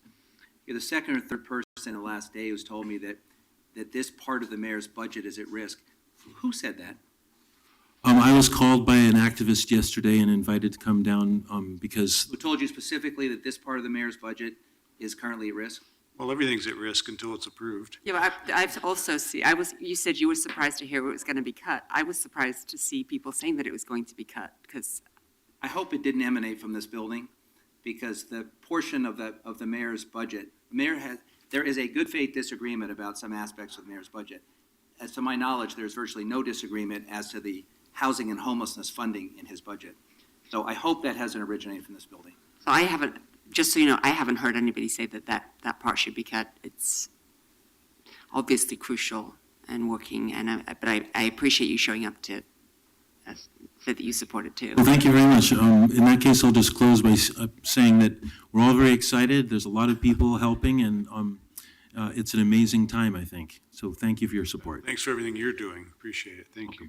Good evening. Buenas noches, Mayor Els and City Commissioners. My name is Joanna Molina. I'm volunteer in Rosewood Initiative. This is a community center with heart. I know you have helped this center for a long time, and I hope you continue give this support because we need it. But everybody needs to know why we need this support. This is a community center that offers a safe place in a high crime community. Everybody deserves and needs a safe place just to do a simple thing that read a book or play with the kids. In this community center, you guys care about homeless, right? In this community center, we have across from a shelter where some of those homeless people come and bring their kids to play in this community center. So maybe it's not a big thing for you guys, but it's a big thing for them and for us to help and offer this safe place for them. So you care about a healthy living style, so we offer Zumba classes, and we personally lead a exercise boot camp for women only. You guys care about taking kids, keeping kids entertained and out of the street. So we have art camps. We have the bike shop where my kids rebuild and repair a bike, and that was a gift for my young daughter, his first bike, and my 13 years old son make it. So Rosewood give us hope and give us a place, safe place to be to everyone, to the community. And just for you guys to know, it's the only community center in that area. So please give it their support. And Jenny, we have a great executive director, but in order to keep doing this job, she needs some help. So we need a center director. So please keep that budget, like the other woman said, in that where it is right now. Please, thank you very much. Buenas noches. Thank you. Buenas noches. Good evening. Good evening, Mayor and Commissioners. I too was called and said that you was cutting things in the houseless community. I was at a two-day, not yet. Okay, I was at a 2-day crash course, learning how to be a better manager for the houseless community. But then I'm hearing that you're going to get rid of all the needle disposal centers, the dumpsters, the porta potties, the RV and other tent cities and camps that's going to, and it's on this paper. Ibrahim, And I who said, told you that? well, so I got a call, and I don't want to disclose that person's name, but it's on this paper right here that that's what's going to happen. Did And you I get a know- call from someone in this building? I don't want to disclose that. Do I got that Did you get a call from someone in the mayor's office? I don't want to disclose Nick, that yet, but I've been we getting can- emails and calls about Yeah. something, so has someone told you affirmatively, what was the cut that, were you told that some member of council was proposing Nick, let such a me, cut? let me explain something here, which is I proposed a budget that requires a revenue increase. Members of this council have announced that they're unwilling to move with the revenue increase. Therefore, there's a $9 million hole in this budget until it's filled or until things are cut. We have to have a balanced budget. It's as simple as that. So everything in this budget is at risk until it's approved. You know that's not true, Mayor. Of course it's true. A member of your staff met with the staff of other offices to develop a substitute budget. You know that's not true. And that is true until it's proven otherwise. There is an $8 million hole in this budget until and unless there's new revenue found or cuts are made. It's math. But we have all committed to maintain the historic investments in housing. Yeah, That but- are- but what about rest areas and campsites? Hasn't been any people have- proposed cut to that portion of the mayor's budget, and the Haven't been mayor and his proposed cuts office at all. knows that. That is a bad faith representation. But colleagues, I think what we're hearing here is that we need more bridging, we need more communication between the community, between us, between different bureaus. We've got to work together, and I really appreciate you, Ibrahim, and others coming in to tell us that from your perspective, many of the initiatives that the mayor has initiated and championed are actually working. So that's good news, but that's actually is news to me. So I'm really happy to be having this conversation as part of the budget process. We need to figure out how are we going to continue having these conversations after the budget process. Well, don't I feel like the a-hole? I could have stayed on my vacation.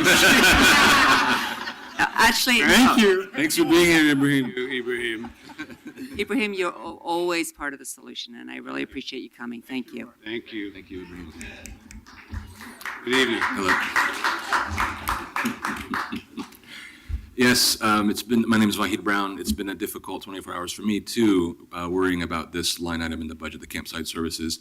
Knowing that everything in the budget is potentially on the block, and so I'm here tonight again and to advocate that those funds continue to be committed to campsite services and all the wonderful work that the community is doing on our end to meet the city as it's making these commitments to these camps and to providing some basic services on the street in terms of sanitation and toilets. It is making a big difference, Commissioner Fritz. It's working. I've more than 12 people have gotten to permanent housing from Hazelnut Grove. You heard from members of Hazelnut Grove here tonight who spoke about how the community there has made a difference in their lives. And so these things are really crucial. And I had a lot of difficult conversations with people who are houseless in the last 24 hours who were quite alarmed and experiencing very elevated levels of anxiety about this. So I'm very glad, Commissioners Fish and Fritz and Novick and Mr. Mayor, to hear from you that this is not something that is on the chopping block. And I appreciate knowing that, and I'm going to go back now to the members of the community that I work with who aren't housed and let them know that good news. So thank you very much. The fact that this may have needlessly caused alarm to vulnerable people is disgraceful. Excuse me. We have not adopted a budget yet. Charlie, let's not. Is every program in this room, is this every program in this room? Let's not have this Excuse debate me, publicly, is every Mayor. program in this room funded? I wasn't aware. So every program in this room is not funded until it is. And that's why we have a hearing, and then we have a work Your session. office And affirmatively then, hang on, misrepresentations to the public, Charlie, and shame on you for doing that. excuse You me. knew otherwise. My You office has- affirmatively gave out misinformation. Are you done? My office has informed people in the community, this is politics. I have proposed a budget. This is not politics. Excuse This is me. vulnerable people in our community that you're playing politics with, and I think it's disgraceful. I have proposed a budget that funds the programs that are in this document. Every single one of them. Excuse me, you got, We understand. excuse me, We you got, understand what's in your budget, Charlie. Are But you gonna let me needlessly speak? alarm people when your office knew that there was no intention on this council to cut those Okay, programs. so tell me You've who- known that for 24 hours. Excuse me, You've known Commissioner that for Fish. 24 hours, Mayor. Excuse me, Commissioner Fish. Who needs not to be alarmed in the city? Everyone? Let's go back to the testimony. Excuse me.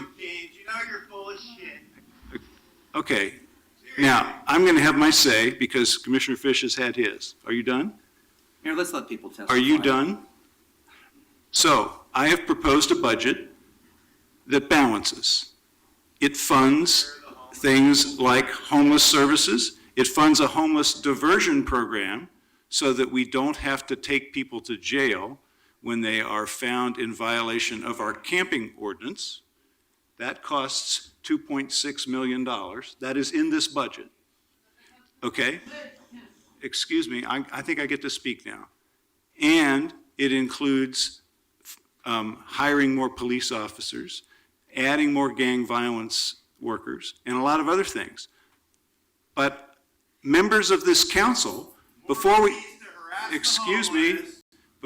even had a public hearing, members of this council publicly announced that they don't support $8 million of revenue that's needed to support this budget. Therefore, there's an $8 million hole in this budget. And therefore, everything is at risk until proven otherwise. It's math. Let's move on. Can you please call the next people? We're looking for numbers 165, 156, and 187, followed by 145, 167, and 400.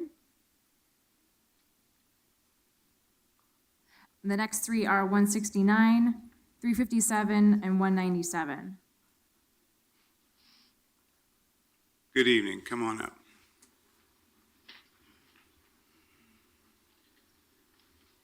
Hi, good evening. Thank you for letting me vent. I had Your name before you do. Oh, I'm sorry. I'm Deborah Olson. I left the first sentence off.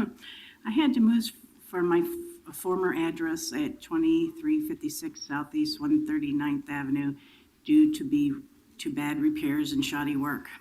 My apartment failed 3 City of Portland inspections and 4 housing inspections. I could not find a place in Portland, my home of almost 38 years. I now live in Gresham. There's no bus service or transportation close by, no grocery stores, not even a convenience store. I would prefer to have stayed in Portland. I want to live in Portland. Even the new places, all the places that used to be that I go to are much farther to get to. The new places that you're building, $1,300 for a studio apartment is not affordable to me. I now use medical transportation more, the TriMet lift more. It's a 20-minute hike to the max, the closest transportation to where I live. Many of my neighbors who were former homeowners have no idea they have any rights at all as renters. The management company runs all over them. One of my neighbors threw a birthday party for her granddaughter and was given a violation notice of solicitation by GSL management. She invited every single apartment person to the party, although many of them did not show up. I've seen more folks become homeless. I know there are people couch surfing. I now have a car. I have to drive much farther to anywhere I go, to my doctor's visits, to visit my friends, even my volunteer work. I forgot to mention, I am on the Community Alliance of Tenants, I'm a board member, but this is my own personal testimony. Renters need protections, funding, tenant education. Since it's not taught in high school, we also need rent assistance, and under the direction of Justin Burry, the renter state of emergency started in Portland, and I don't know why Portland can't get rid of no-cause evictions and let it start here. Thank you very much. Thank you. Did you call some more numbers yet? Yes, let's start with 118, 393, and 396, and 125, 392, and 358, and 162, 398, and 365. I'll read those again. 118, 393, and 396, 125, 392, and 358, 162, 398, and 365. Good evening.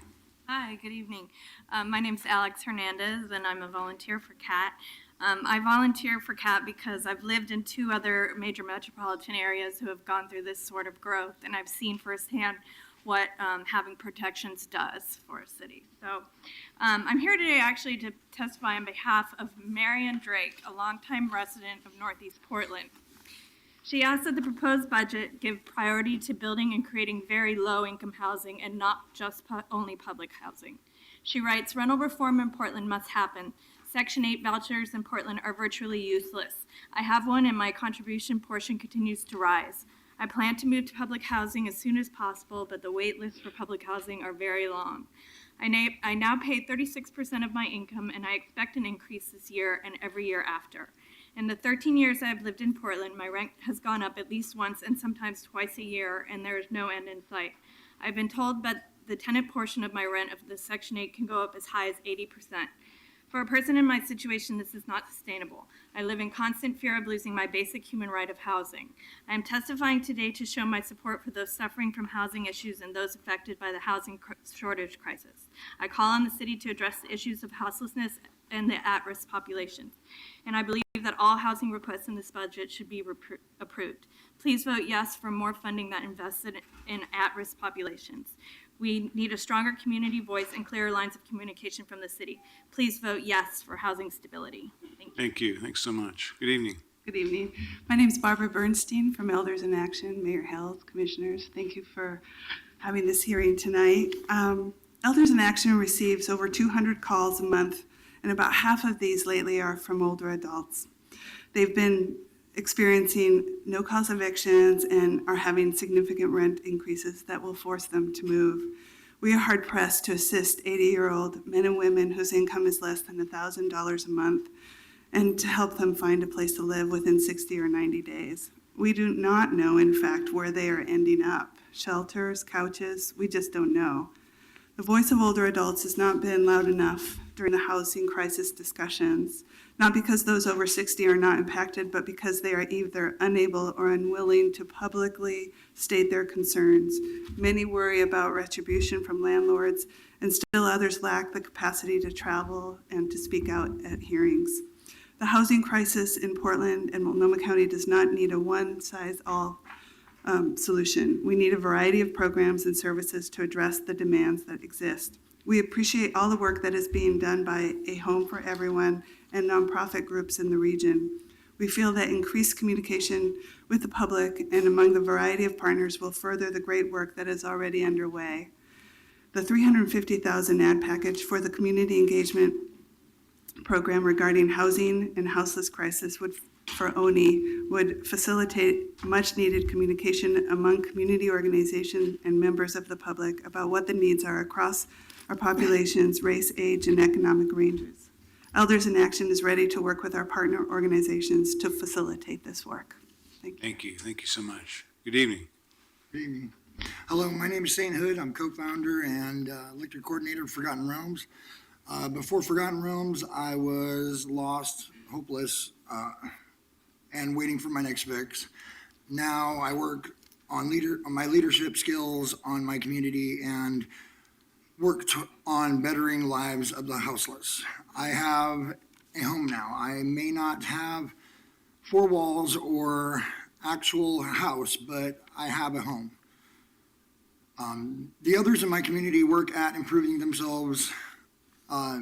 There's a man there that works at keeping his schedule every day so that he can make it to get his methadone treatments. There's another lady there that was joking this morning saying that this is the only time in her life that she has ever been drug-free. It's amazing to watch them grow and thrive. These people who thought they would never find a viable life again now stand and find themselves. They work on their own addictions with the support of outside help. They also work on their mental, emotional, and other personal issues.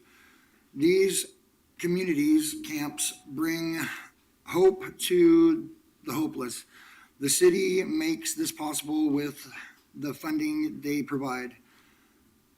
Our community at Forgotten Realms is a young community. So we have had lots of ups and downs, but they all have been learning experiences. And my community grows each day. We started with an idea and now it's coming true. To stop now would never let us show you what we're capable of. We can do, or what we can do. I promise you that it will be something amazing. Now, no on. Please be a part of this movement that will be seen nationwide and show your compassion and support.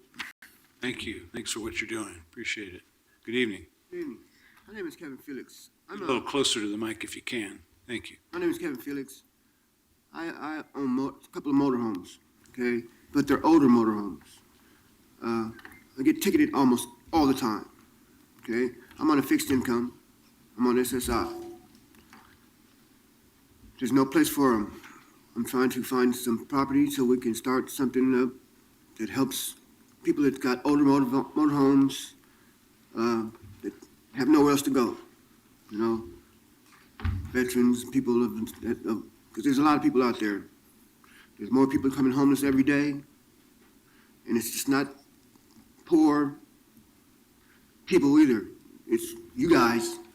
I'm probably a check away from being homeless. I don't know. Just asking y'all to do something about it. Thank you. Thank you. Thank you. Take care.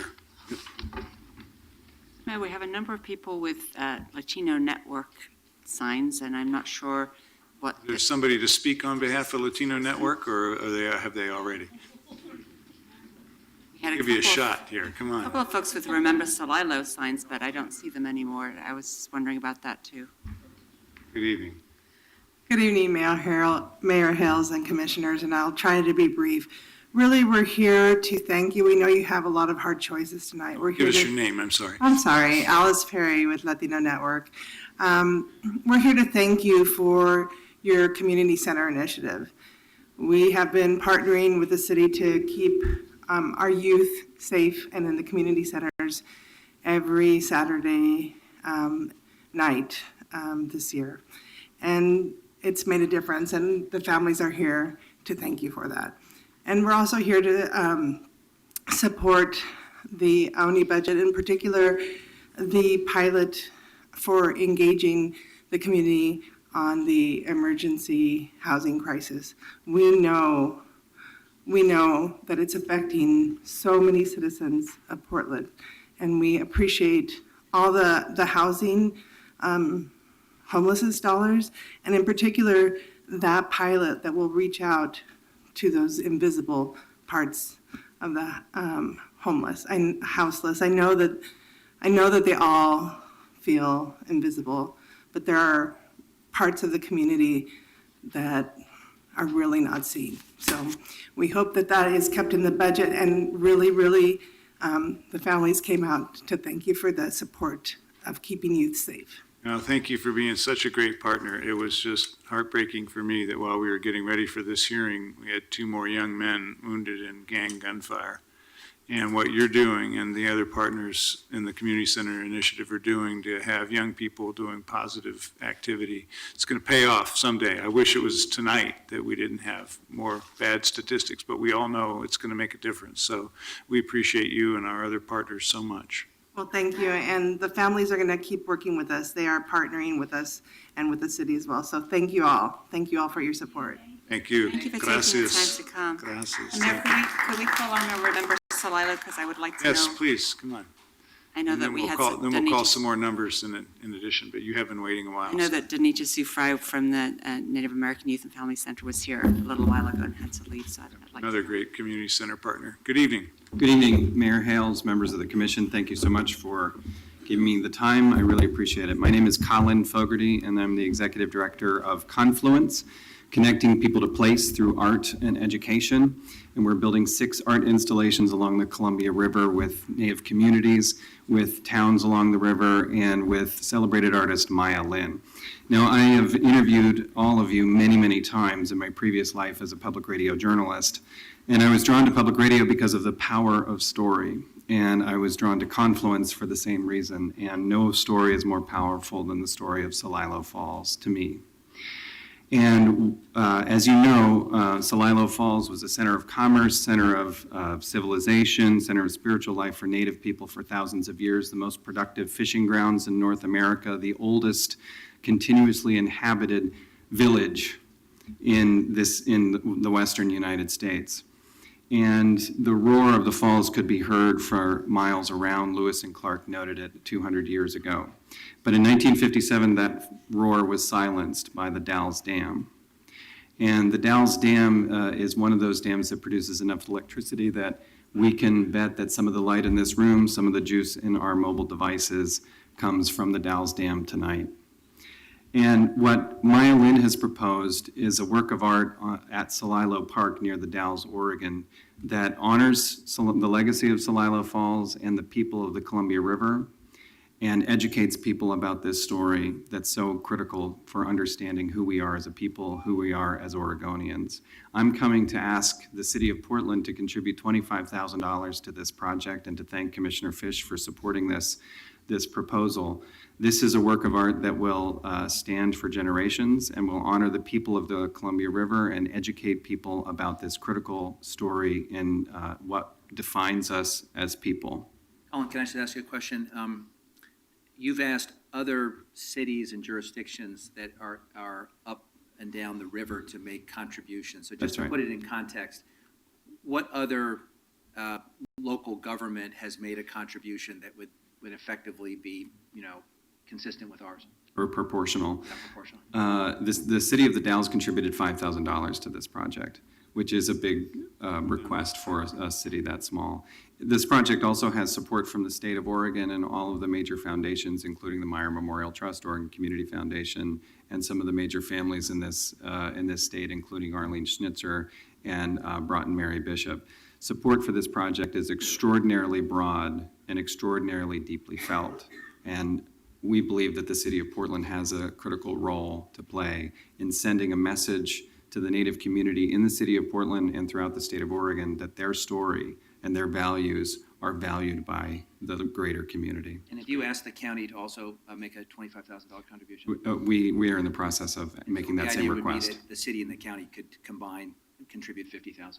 Yes, that's So the you request. may have heard that we're shifting, if my budget is approved, our approach for making community grants, which is that we used to, and it's perfectly legitimate for you to be here and put it on the table, but we're actually going to appropriate a lump sum towards community grants and then have a process after the budget is adopted where you'll submit a proposal and it'll get evaluated and hopefully funded.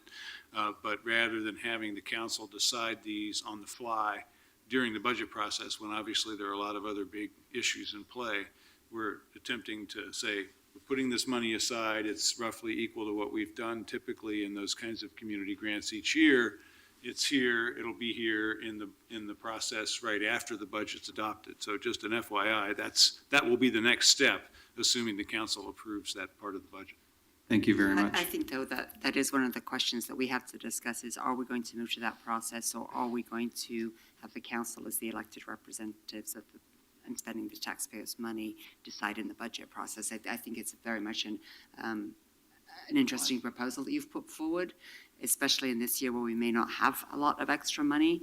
We might want to look at which of the things that we've been asked for in small quantities, not large quantities, might be able to. So thank you very much for being here. And I particularly appreciate you being here since there were others here who were in support of that and you were able to stay till the end. Thank you. Thank you, and thank you for calling me up. What's the timing again?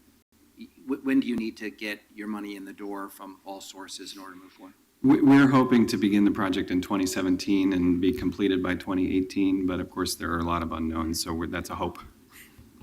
Colin, I just wanted to say that, I don't know if we will be able to fund this, as you've heard, but the Celilo story is an incredibly important story that does deserve to be told and remembered and honored. So thank you. And I also wanted to tell you that even though you've been out of radio for a while, I bet you could still take Christian Foden to 1-1 any day.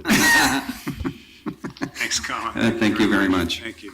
So how many people here still plan to testify? Okay, we ought to be able to manage that. Okay, let's take numbers, or else just, let's take the first three. Let's just work right to left and avoid all the number calling. I can get up here and do this quick. And if you can be as brief as possible, that would be really helpful. I'm starting to fade a little bit. I am too. I've been sitting here since Yes. quite early. Okay, good evening. I'm Carol Cushman with the League of Women Voters of Portland.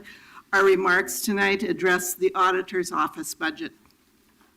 We highly value the accountability and oversight provided by our independently elected auditor.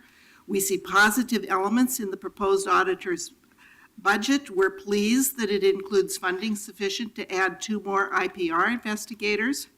However, we strongly oppose cuts to audit services that will inappropriately reduce the number of audits it can conduct each year. Auditing city bureaus is vital to identifying improvements that can increase effectiveness and efficiency, as well as address inappropriate or unclear governmental practices. We recommend allocation of the resources needed to maintain the same number of audits in the upcoming year. The impasse over how to fund the Independent and Impartial Hearings Office is of great concern. The office is the place individuals go to exercise their rights to appeal city decisions. It is one way the public can hold the city accountable. The League, along with City Council, supported recent improvements that removed barriers to access in the hearings process. We don't want to see the process have to find a new home. In addition, we urge that you take the auditor's concerns into account and provide sufficient general fund dollars to cover the cost of keeping the city accountable to the people it serves. Indeed, rather than proposing budget cuts, the auditor should have in her budget the additional resources needed to hire a staff attorney and add policy staff capacity. And our letter that we sent explains that in more detail. Thank you very much. Good evening. Hello, I'm Deborah Mason, and I'm speaking on the behalf of the Clackamas Service Center. We appreciate this opportunity to comment on the ambitious proposal to address homelessness in Portland. While Clackamas Service Center is not in the city of Portland, we are just a few blocks south of the city and county line, and a significant number of our clients, about 37% of our clients, or for food box clients, live in Multnomah County, and many live on and near the Springwater Corridor. Clackamas Service Center values safety, stability, and health for our clients that are housed and unhoused in Multnomah and Clackamas counties. And our mission is to provide hunger relief and other supportive services, mainly by hot meals and food boxes. Over the past, we in this work, we see firsthand the need for solutions that meet the needs of homeless individuals and families. Over the past 3 months, we've engaged in an outreach effort to those living on the corridor, near where the corridor crosses 82nd Avenue. Our efforts had 2 goals: to improve the living conditions of those living on the corridor and reducing the conflict between those living on the trail and the surrounding residents, the businesses, and all others who use the corridor in that area. Our small volunteer-driven and staff-supervised program worked in concert with law enforcement, both from Portland Police Bureau and the Clackamas County Sheriff's Office, veterans outreach specialist, housing program specialists from Clackamas County Human Services. Our effort was led by 3 very engaged Clackamas Service Center volunteers who developed connections with many of those living on the corridor. Our program has had some success in providing IDs for some individuals, providing bus passes to help some connect with job training opportunities, and signing up over 20 individuals on a housing list. We had success in connecting a relatively isolated population with needed services in the area. Many of the people we worked with have gotten work and housing vouchers that they might not have otherwise had access to. We've also had 2 community meetings with those living on the corridor at CSC, one providing an opportunity to hear from law enforcement partners about responding to sexual assaults on the trail. Can I just interrupt you? What is it that you're asking for from us? I'm just asking to urge the council to keep that experience in mind that we had working as a group with lots of different partners, law enforcement, county, and nonprofits, as you're crafting your plan to address homelessness. Yeah, I know that the mayor has worked really hard on, and as have you Yeah. with the Oregon Solutions process. And Yeah, we really appreciate Great that. partnership. We Thank really you very much. appreciate you. Thank you very much. Good evening. Good evening. My name is Artem Velichko, and I support maintaining the mayor's proposed budget for the Office of Neighborhood Involvement. And I'm here tonight to represent various subcommittees and support and advocate for the community engagement around housing emergency. Community members, both housed, unhoused, or at risk of being unhoused, all need to be included in this conversation about what we as a city are doing about houselessness. We want to work closely with the government agencies already working on this issue, including the Housing Bureau, Housing for Everyone, Multnomah County, and the Office of Neighborhood and its community partners are uniquely situated to reach out to engage various communities on the houselessness crisis, leveraging its longstanding partnership with neighborhood coalitions, diversity and civic leadership organizations, Elders in Action, Resolutions Northwest, and other housing advocacy groups. Representatives from these partner groups have been working together for months to develop a proactive approach to change conversations about houselessness in their communities. So as you guys can see, the community engagement around housing emergency should definitely not be one of those programs to be sacrificed and cut before any others. And a big thank you to our wonderful mayor for keeping and maintaining this in the budget. And we from District 4 of Multnomah County in the east also asked the rest of the commissioners to see this from our point of view and to keep this proposed funding in the budget. And thank you for all your support, and we should all upheld and during the last 4 years, and we want to continue to support you and support us. Thank you. Thank you. Thank you very much. I missed which, are you representing a group or do you work with a particular Yeah, group? the second language speakers from the New Portlanders. Nice, thank you very And much. the Russians and the Vietnamese and Ukrainians too. Great, thank you. Wonderful. Thank you. Okay, next three, come on up.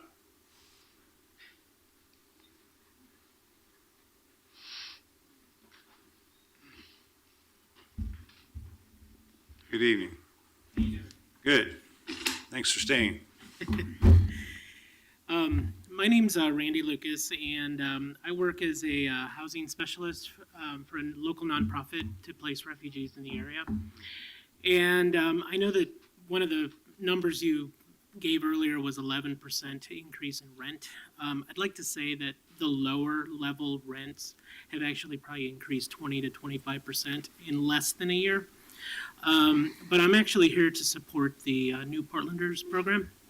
I just wanted to point out that many of the refugees and immigrants that come to Portland come here from very dire situations.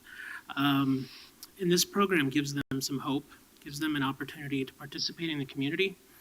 And I think it's something that's very important for Portland, for the community, for the people here to appreciate. And you know, it's one of those things where they come here, they have nothing to do, they're depressed oftentimes, they're in their homes, they don't know what to do.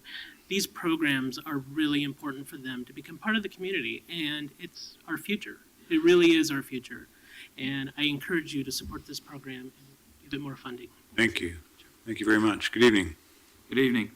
My name is Philip Mascher. I'm here with Friends of Buckman Pool. But really, more than Friends of Buckman Pool, I want to salute you, Mayor, for a fantastic budget proposal. I think this evening has demonstrated very clearly how big the needs are throughout our communities for the type of approach that you've laid forth.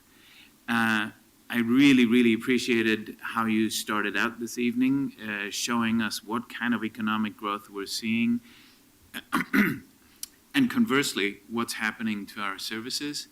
So in light of that, I'm actually very disappointed that 2 out of 4 commissioners decided not to stay for the entire evening of listening to citizens tell you what their needs are.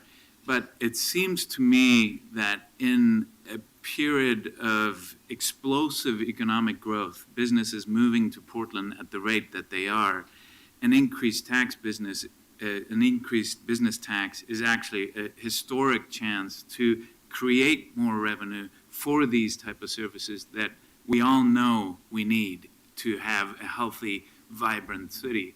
So any hesitancy against that, to me, seems really, really counterproductive to the Portland we all want to live in. So, again, I really want to salute you for the budget proposal you put forward. I think it's absolutely fantastic. Thank you so much. Thank you very much. Appreciate that. Thank you. Good evening.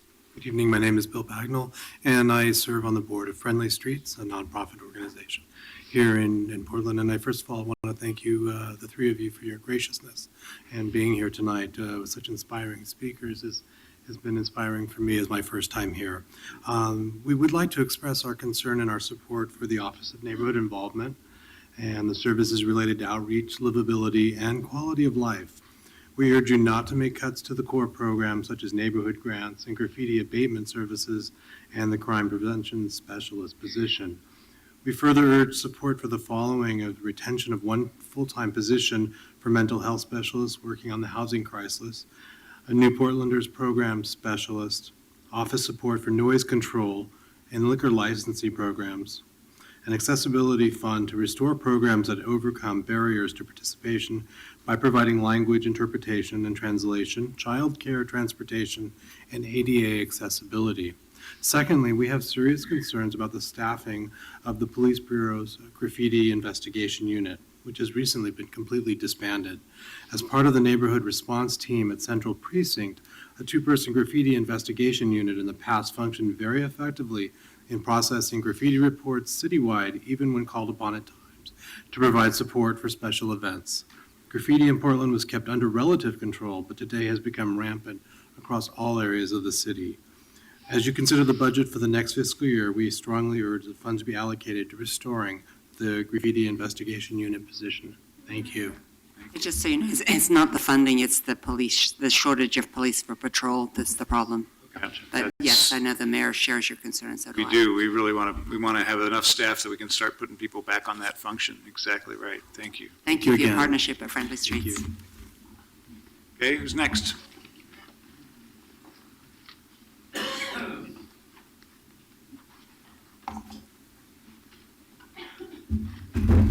Good evening. Go ahead. Whoever wants to go. All right, hi, my name's Trillium Shannon. I'm a co-founder of Right to Dream 2, and actually I've been coming here for many years along with Ibrahim when Dignity Village started, in front of Vera Katz, in front of Sam Adams, and now I'm really disappointed, as usual, that Nick Fish and Dan Saltzman are not here, two of the people I actually wanted to address tonight. And one of the things I wanted to address, someone just spoke so well about, I love Buckman Pool as well, is that I don't understand why a tax is so controversial on from what I heard in the beginning, that the prospering businesses in this community, I'd like to see businesses, small and especially large businesses, taxed so that we don't have to throw anybody under the bus. So I'm not just here to speak about housing, which is a passion that I've put many years into, and Right to Dream 2, just so people know, has not received a penny of public funding. And it would have actually been a lot easier for us if we had this stability like Romeo Sosa was talking about earlier tonight with VOS, where we need this funding so we can develop. And then I saw all of these amazing volunteers come up here. You know, some people paid in our community, but many, many people unpaid. Hundreds of thousands of volunteer hours, and people are ready to do that stuff. And we're asking for people to have some place that they can poop and pee, you know, go to the bathroom. This is a basic human need. We're talking about places where people can get sleep so they're not sleep deprived and, you know, contributing to other issues. We're talking about our youth not getting shot dead on the streets. So I hope that nobody is cut out of this. I mean, there was one thing I heard about the parks, and I don't mean to say that the parks aren't important, but if something had to go, it would be a fountain over a human need. I'd like to see more initiatives like Oakleaf. That's amazing. I'd like to see people stop being displaced so they come to R2D2, because just before I came here, I left work early, I checked my email, a mother of 2 children said DHS sent her to us, to Right to Dream 2, which you well know we cannot accept children, we never have. And so the government is sending people to a camp on 4th and Burnside. Now, we do a really good job down there, but that is not what we need to be doing. So we need to be connected. We need to be doing this work, and I appreciate you taking the time to listen, and I hope that, Commissioner Novick is listening to, and I hope that these other commissioners will hear the plea. We just need more money invested in our human needs and our environment here in Portland, because we've got people power. We've got a lot of people power, and I'm so proud of people who came here tonight, and thank you very much. Thank you. Thank you, Julia. Thank you so much. Good evening. So, I'm David Keefe Davis. My name's David Keefe Davis. I'm here to represent Fight the Sweeps Portland and Multnomah County Cop Watch. One of the main reasons there's no supposed money for all this homeless issues is because you guys can't get your budget straight and figure out what's actually going on in this town, and that you don't need to have the police come and deal with the homeless people, and you don't need to have clean and safe bullying people out of doorways all the time, especially vacant doorways where there's not even a business, and which there's plenty of those downtown in Old Town, and I still see vulnerable people being bullied around by clean and safe. I saw an alcoholic couple that was homeless that was in their 60s or 70s. These clean and safe guys rattled them out of a doorway in front of a vacant building. Next thing you know, the guy's fallen into a bottle that just broke. And so you have a old homeless guy and a lady who doesn't even have any toes, and she's falling into a pile of glass because Clean and Safe felt the need to come and harass them as they're in a vacant doorway in the middle of winter. If you guys want to see the video, I'll show it to you. I got it all on tape. It's a real, good look at what this city does to homeless, vulnerable people. And then, you have the Portland Development Commission going underneath the Hawthorne Bridge, leasing out ODOT land, and then evicting all the homeless people. Why is a quasi-city agency that's part of the city, why are you even letting this type of stuff happen? That seems totally illegal to rent out ODOT land for the sheer purpose of evicting homeless people and making sure they have nowhere to go. Is that what you consider a Portland development? Is that a good plan? Thank you for your testimony, Thank you, Mr. David. Davis. Thank you. So, and now you want to shut down this David, we gotta camp let some other for people speak. vulnerable women People need a term, out Mr. on Davis. the Springwater corridor, David. and you guys just think you're going to need to let close some other down all people these speak. shelters at the end of the month. We need to and let you some other guys people think speak. And you guys think that you're doing a good job. Stop patting yourself on the back and David, take some real stop. action. No, I'm speaking, okay? You've I used don't your care. time. Other I people would don't like to care. speak. Sir, go ahead. I I'm sorry. don't care. Sir. This man is my friend, and he can wait a second. Well, maybe for there are me other to people finish. here who don't want to wait. I don't really care. Well, I obviously have more not. important things to All right. say than a Are lot we of gonna people, have and to I don't really recess? care about your stupid shit. And I'm leaving. Good, thank you. Sir, welcome. Hi, I'm Lorax Dave. And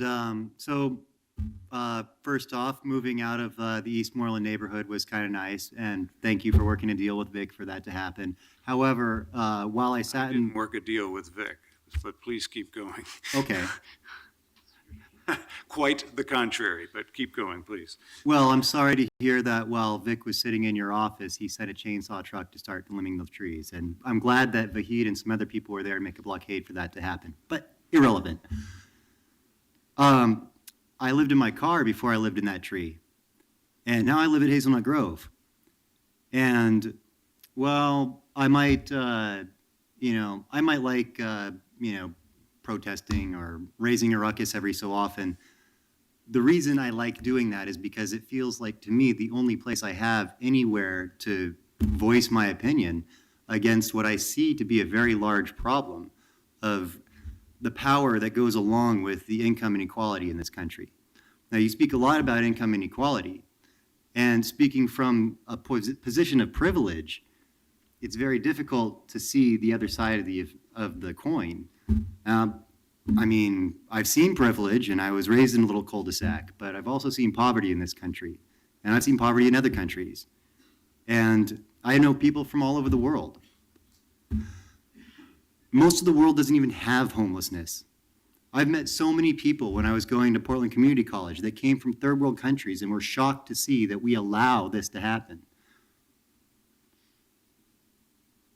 These are citizens. These are people that live in the United States.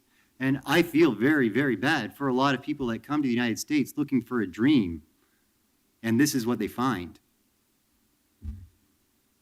So, you know, my ancestors that settled here in the 1840s, and another wave that came and settled in the 1870s, they only got to steal this land because the government said they could.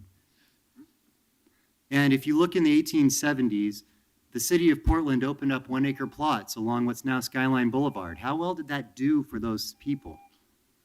Good point. Thank you very much. Okay, let's take the next three, please.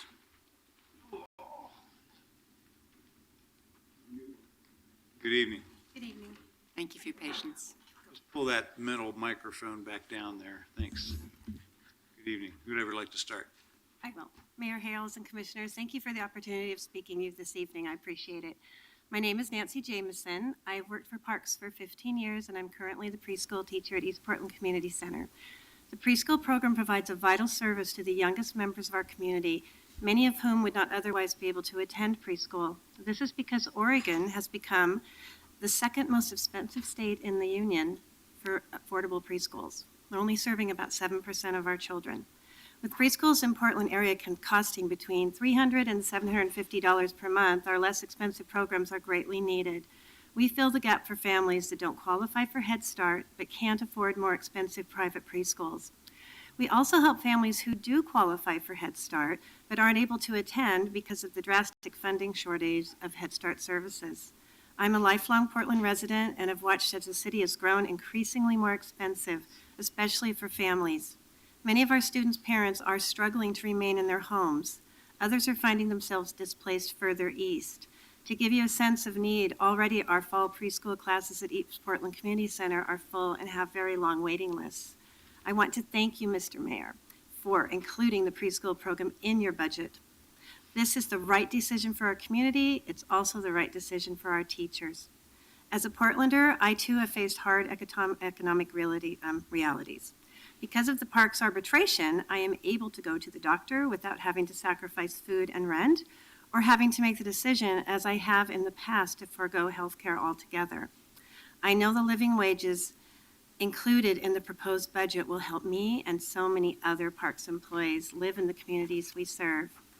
As the council continues to make decisions about the budget, I ask that you keep the same level of funding for preschool and other important parks programs as outlined in the mayor's proposed budget. Thank you very much. Thank you. Nancy and others, I really appreciate you staying so late, and I know you have other things to say. The mayor put it in his budget. I'm your commissioner. I'm totally supportive of preschool. Commissioner Novick, do you have a comment on funding preschool? Getting ahead of ourselves here. I think that the council, sort of by silent dissent, made a decision to continue funding preschools at maybe the by the middle of the first hearing that we had on this budget. Yeah, you've done a really great good job job. of making the So case. You really have. unless you have something that hasn't been said, if you wouldn't mind deferring to others, but if you do have something that you desperately wanted to say, then by all means, you've waited all this long, you need to say it. I'd like to take a chance. Okay. Or I'd try. So my name is Jamie Burrows, and I work at Mount Scott Community Center as a recreation coordinator. For the last 17 years, I've been in aquatics. I realized this year that this is the first time that I've been able to say I've been full-time longer than I was casual, which is an amazing thing. First as a lifeguard and then a swim instructor, and now as a representative employee with Labor's Local 483.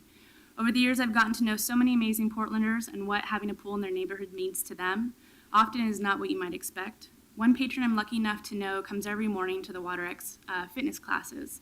Her disabilities dictate that she uses a motorized wheelchair. Unfortunately, at her apartment, this patron does not have access to a shower. So that means that the only time she gets to bathe is when she comes to the community center.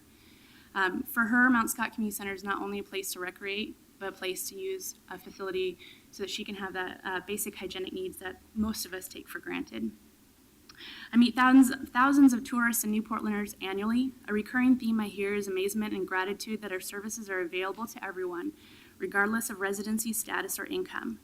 New patrons are surprised at the low prices of our classes compared to other cities or private gyms. We truly are accessible. I know that the current budget isn't settled yet, but I ask that the council makes the important decisions in the coming days that you maintain the level of funding for Portland Parks and set forward in the mayor's budget. It means a lot to me and my coworkers, and it means even more to the patrons for whom our centers are a lifeline. Thank you. Thank you very much. Would you like to Good add evening. something? Yes, thank you, Mayor Hales and Commissioners. May I just suggest though that we go to 1 minute because we're already after the time that we've allocated and I know that others want to speak. So if you could do that, that'd be great. Thank you. My name is Terry Bernier, and I work at East Portland Community Center, and I've been with Portland Parks and Rec for 13 years. I've also worked at Montevilla and Matt Dishman Centers, and I'm here today to support the funding of the Parks and Recreation in the Mayor Hale's proposed budget. By fully funding the important programs like preschools, parks for new Portlanders, this budget continues a long Portland tradition of building community through accessible recreation. This budget does more than just build community. It improves the lives of so many rec staff and struggling with the low wages. With the new positions funded by the Recreation Arbitration, I will be ending a 13-year struggle with low wages and lack of health care. I will be able to continue to live in my home and where I've raised my children, and after losing my husband 5 years ago, my son and grandchildren now live with me because they're unable to find affordable housing. And I just want to thank you for the consideration. Thank you. Very much. Very good points. Thank you very much.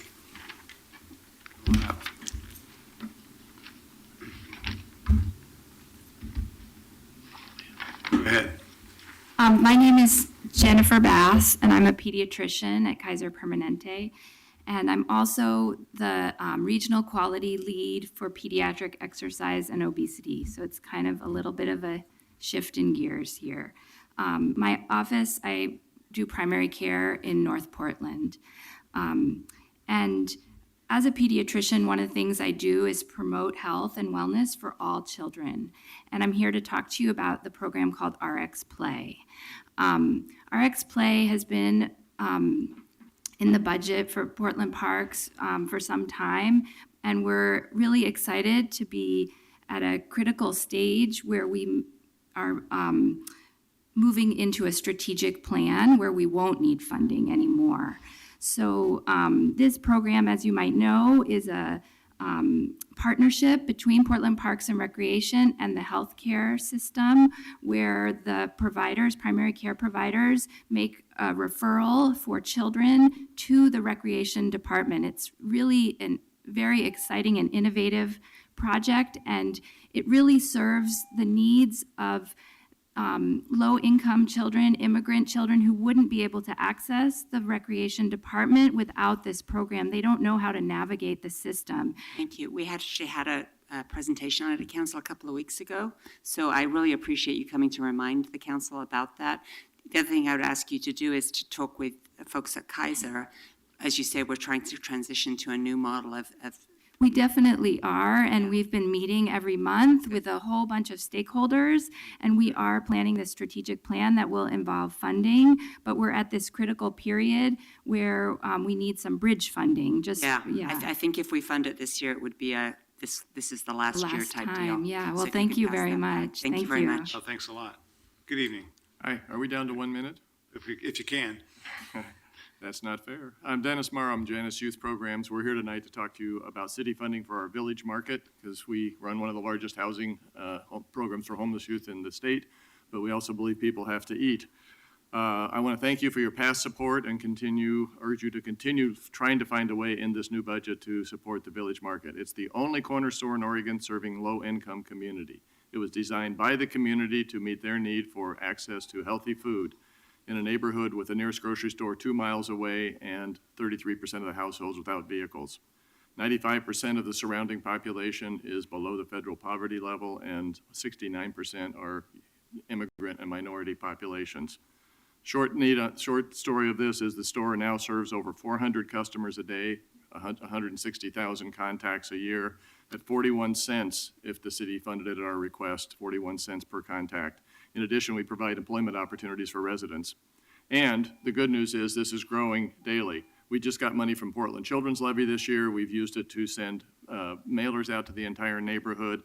offering 30% discounts for people with SNAP cards. And I can tell you that we went from 11,500 customers in the store in February to 13,000 in March, that we doubled our organic produce sold in 1 week, and we're giving away fresh fruit snacks to 2,500 kids every month.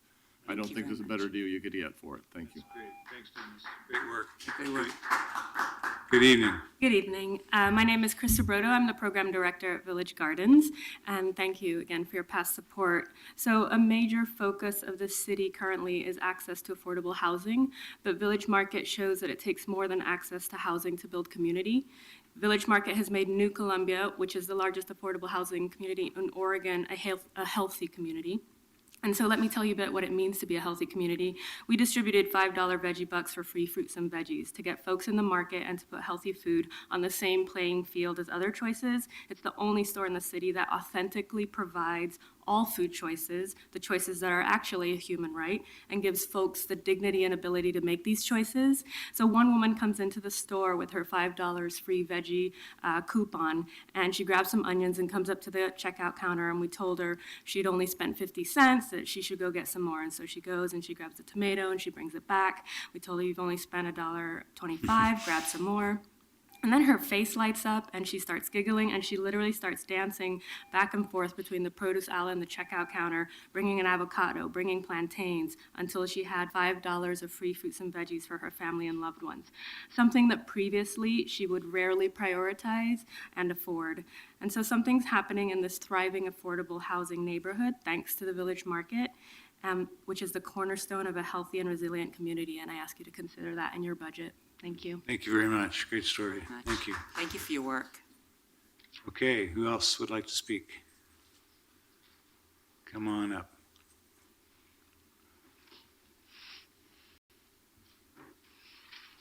Good evening. Go ahead. Hi, I'm Jean Rystrom. I just want to follow up on the RX Play request and make it clear you have a lot of tough decisions, and I understand that. What's going on is that there was an innovation grant that covered 2015 to 2016. We're now working on that strategic plan, which won't kick in. We probably can't get the funding until about 2017. So what we really are asking for at this point is just bridge funding to keep it going, since it's got some momentum, and we would hate to have to lose that. Thank you. Thank you very much. Good evening. Hi there, Steve Kimes, founder of Red Barn, co-founder of Forgotten Realms, and co-founder of Houseless Community Builders. You guys awake? Still? Don't push it. Don't push it. I'm not trying to. No. I'm just waking. I've been here too, so I understand. I get it. I just want to say that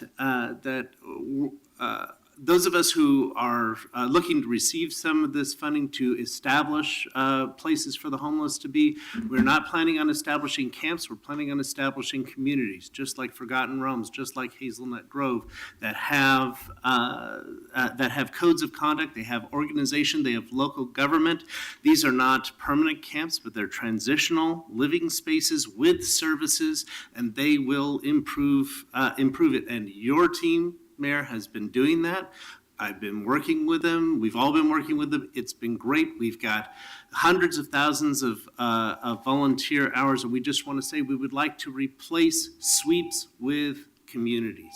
Have them be a part of us. Thank you very much. Thank you. Thanks for what you're doing. Good evening.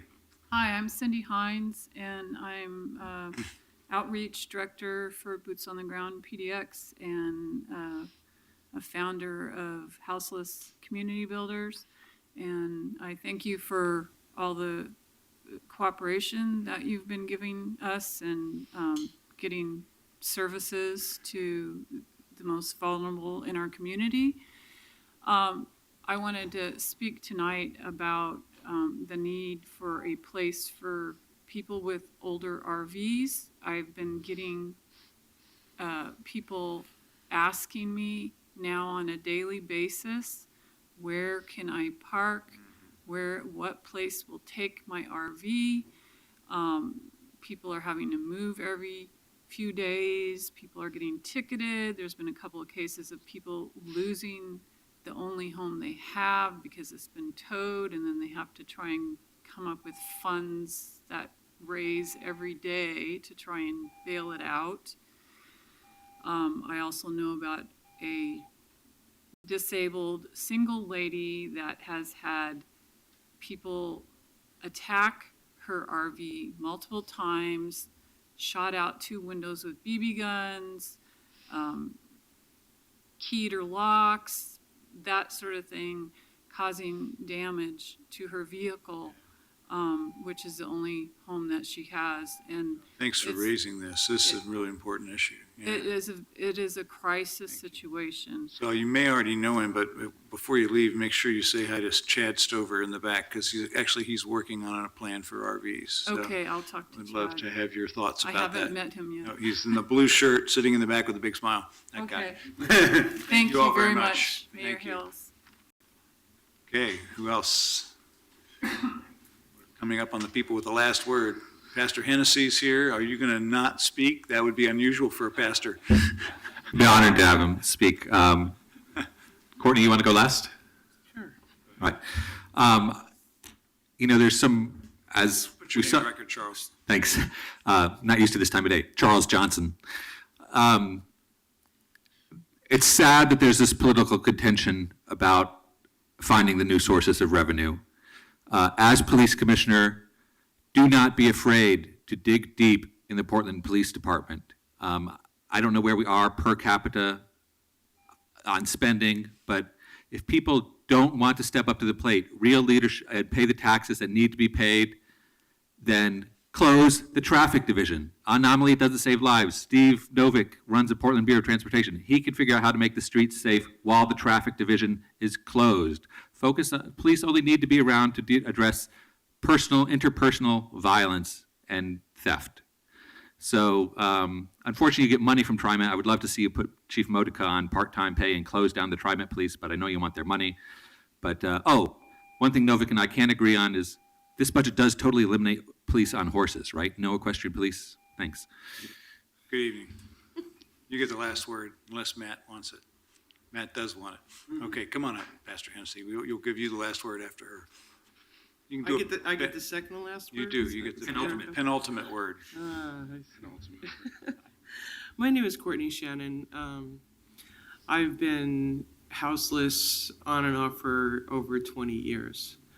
And I cannot understand for the life of me, as long as I've been involved in politics in this town, how money for budgeting houses and places for people to live, such as public land and Forgotten Realms and Hazelnut Grove, why is that still under the general fund? Why, when there are so many people wanting to get money out of the general fund, is it still in there in this huge pool of money?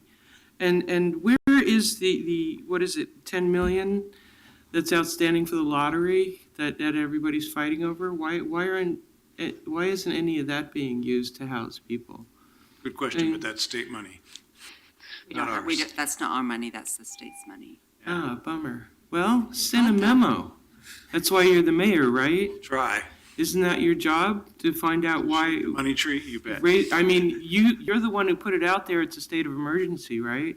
When it's actually a crisis that's beyond belief. I mean, I sat the other day at Sisters of the Road next to a friend of mine I'd known for 10 years. And this woman was beaten black. Not blue, black. Okay?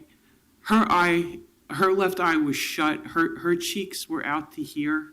I've never seen her this way. This is one of those go-getters you run into on the street, and if you ask for a cigarette, you better have something to offer, because that's the way it works, right? That's the way the world is. And she's sitting there, a puddle of a person, with no place to go. She can't walk. She'd been to 3 emergency rooms. No help was offered to get her into any kind of a program or anything like that. This is unconscionable. I've been raped on the streets 3 times. I don't know if she's been raped. One of them almost killed me, gave me hep C 2 years ago. This can't continue. And we've got land sitting out there doing nothing. We've got homes sitting out there doing nothing. Nothing. Well, thank you. It's actually costing you money to keep them there. Why is it that this isn't being used? Why isn't more effective measures being taken? I don't understand. That's what we're trying to do. Thank you. Thank you. Pastor Hennessy will give you a chance to testify or deliver a benediction or both. Mr. Mayor. Prayer. Mr. Mayor, Commissioner Fritz, and Commissioner Novick. My name for the record is J.W. Matt Hennessy, the pastor of Vancouver Avenue First Baptist Church. And I simply wanted to come to underscore an email that I sent earlier today to really support the work of the Portland Police Bureau and the recommendations of the chief. I apologize for not being here earlier. We had a session at church that I thought would be done at 8. It didn't get done until 9. I just want to be on record supporting the fact that we want to do everything we can to be proactive as it relates to criminal justice issues here and to really work with our police department and neighborhoods so that we can do everything we can to avoid some of the things that we've seen go on in other big cities around the nation. I stand as a voice of wanting to help and be supportive of our police bureau, of you as our city commission, and I just want to thank you for the work that you have to do. Any way I can be of help, let me know. Thank you so much for taking the time to come down after a long meeting. I You bet. really Thank appreciate you. that. You keep some pretty long days, too. They are, absolutely. Thanks a lot. All right, I believe we've heard all the testimony. We're going to close the hearing, and we're adjourned till next week. What can Continued till next week.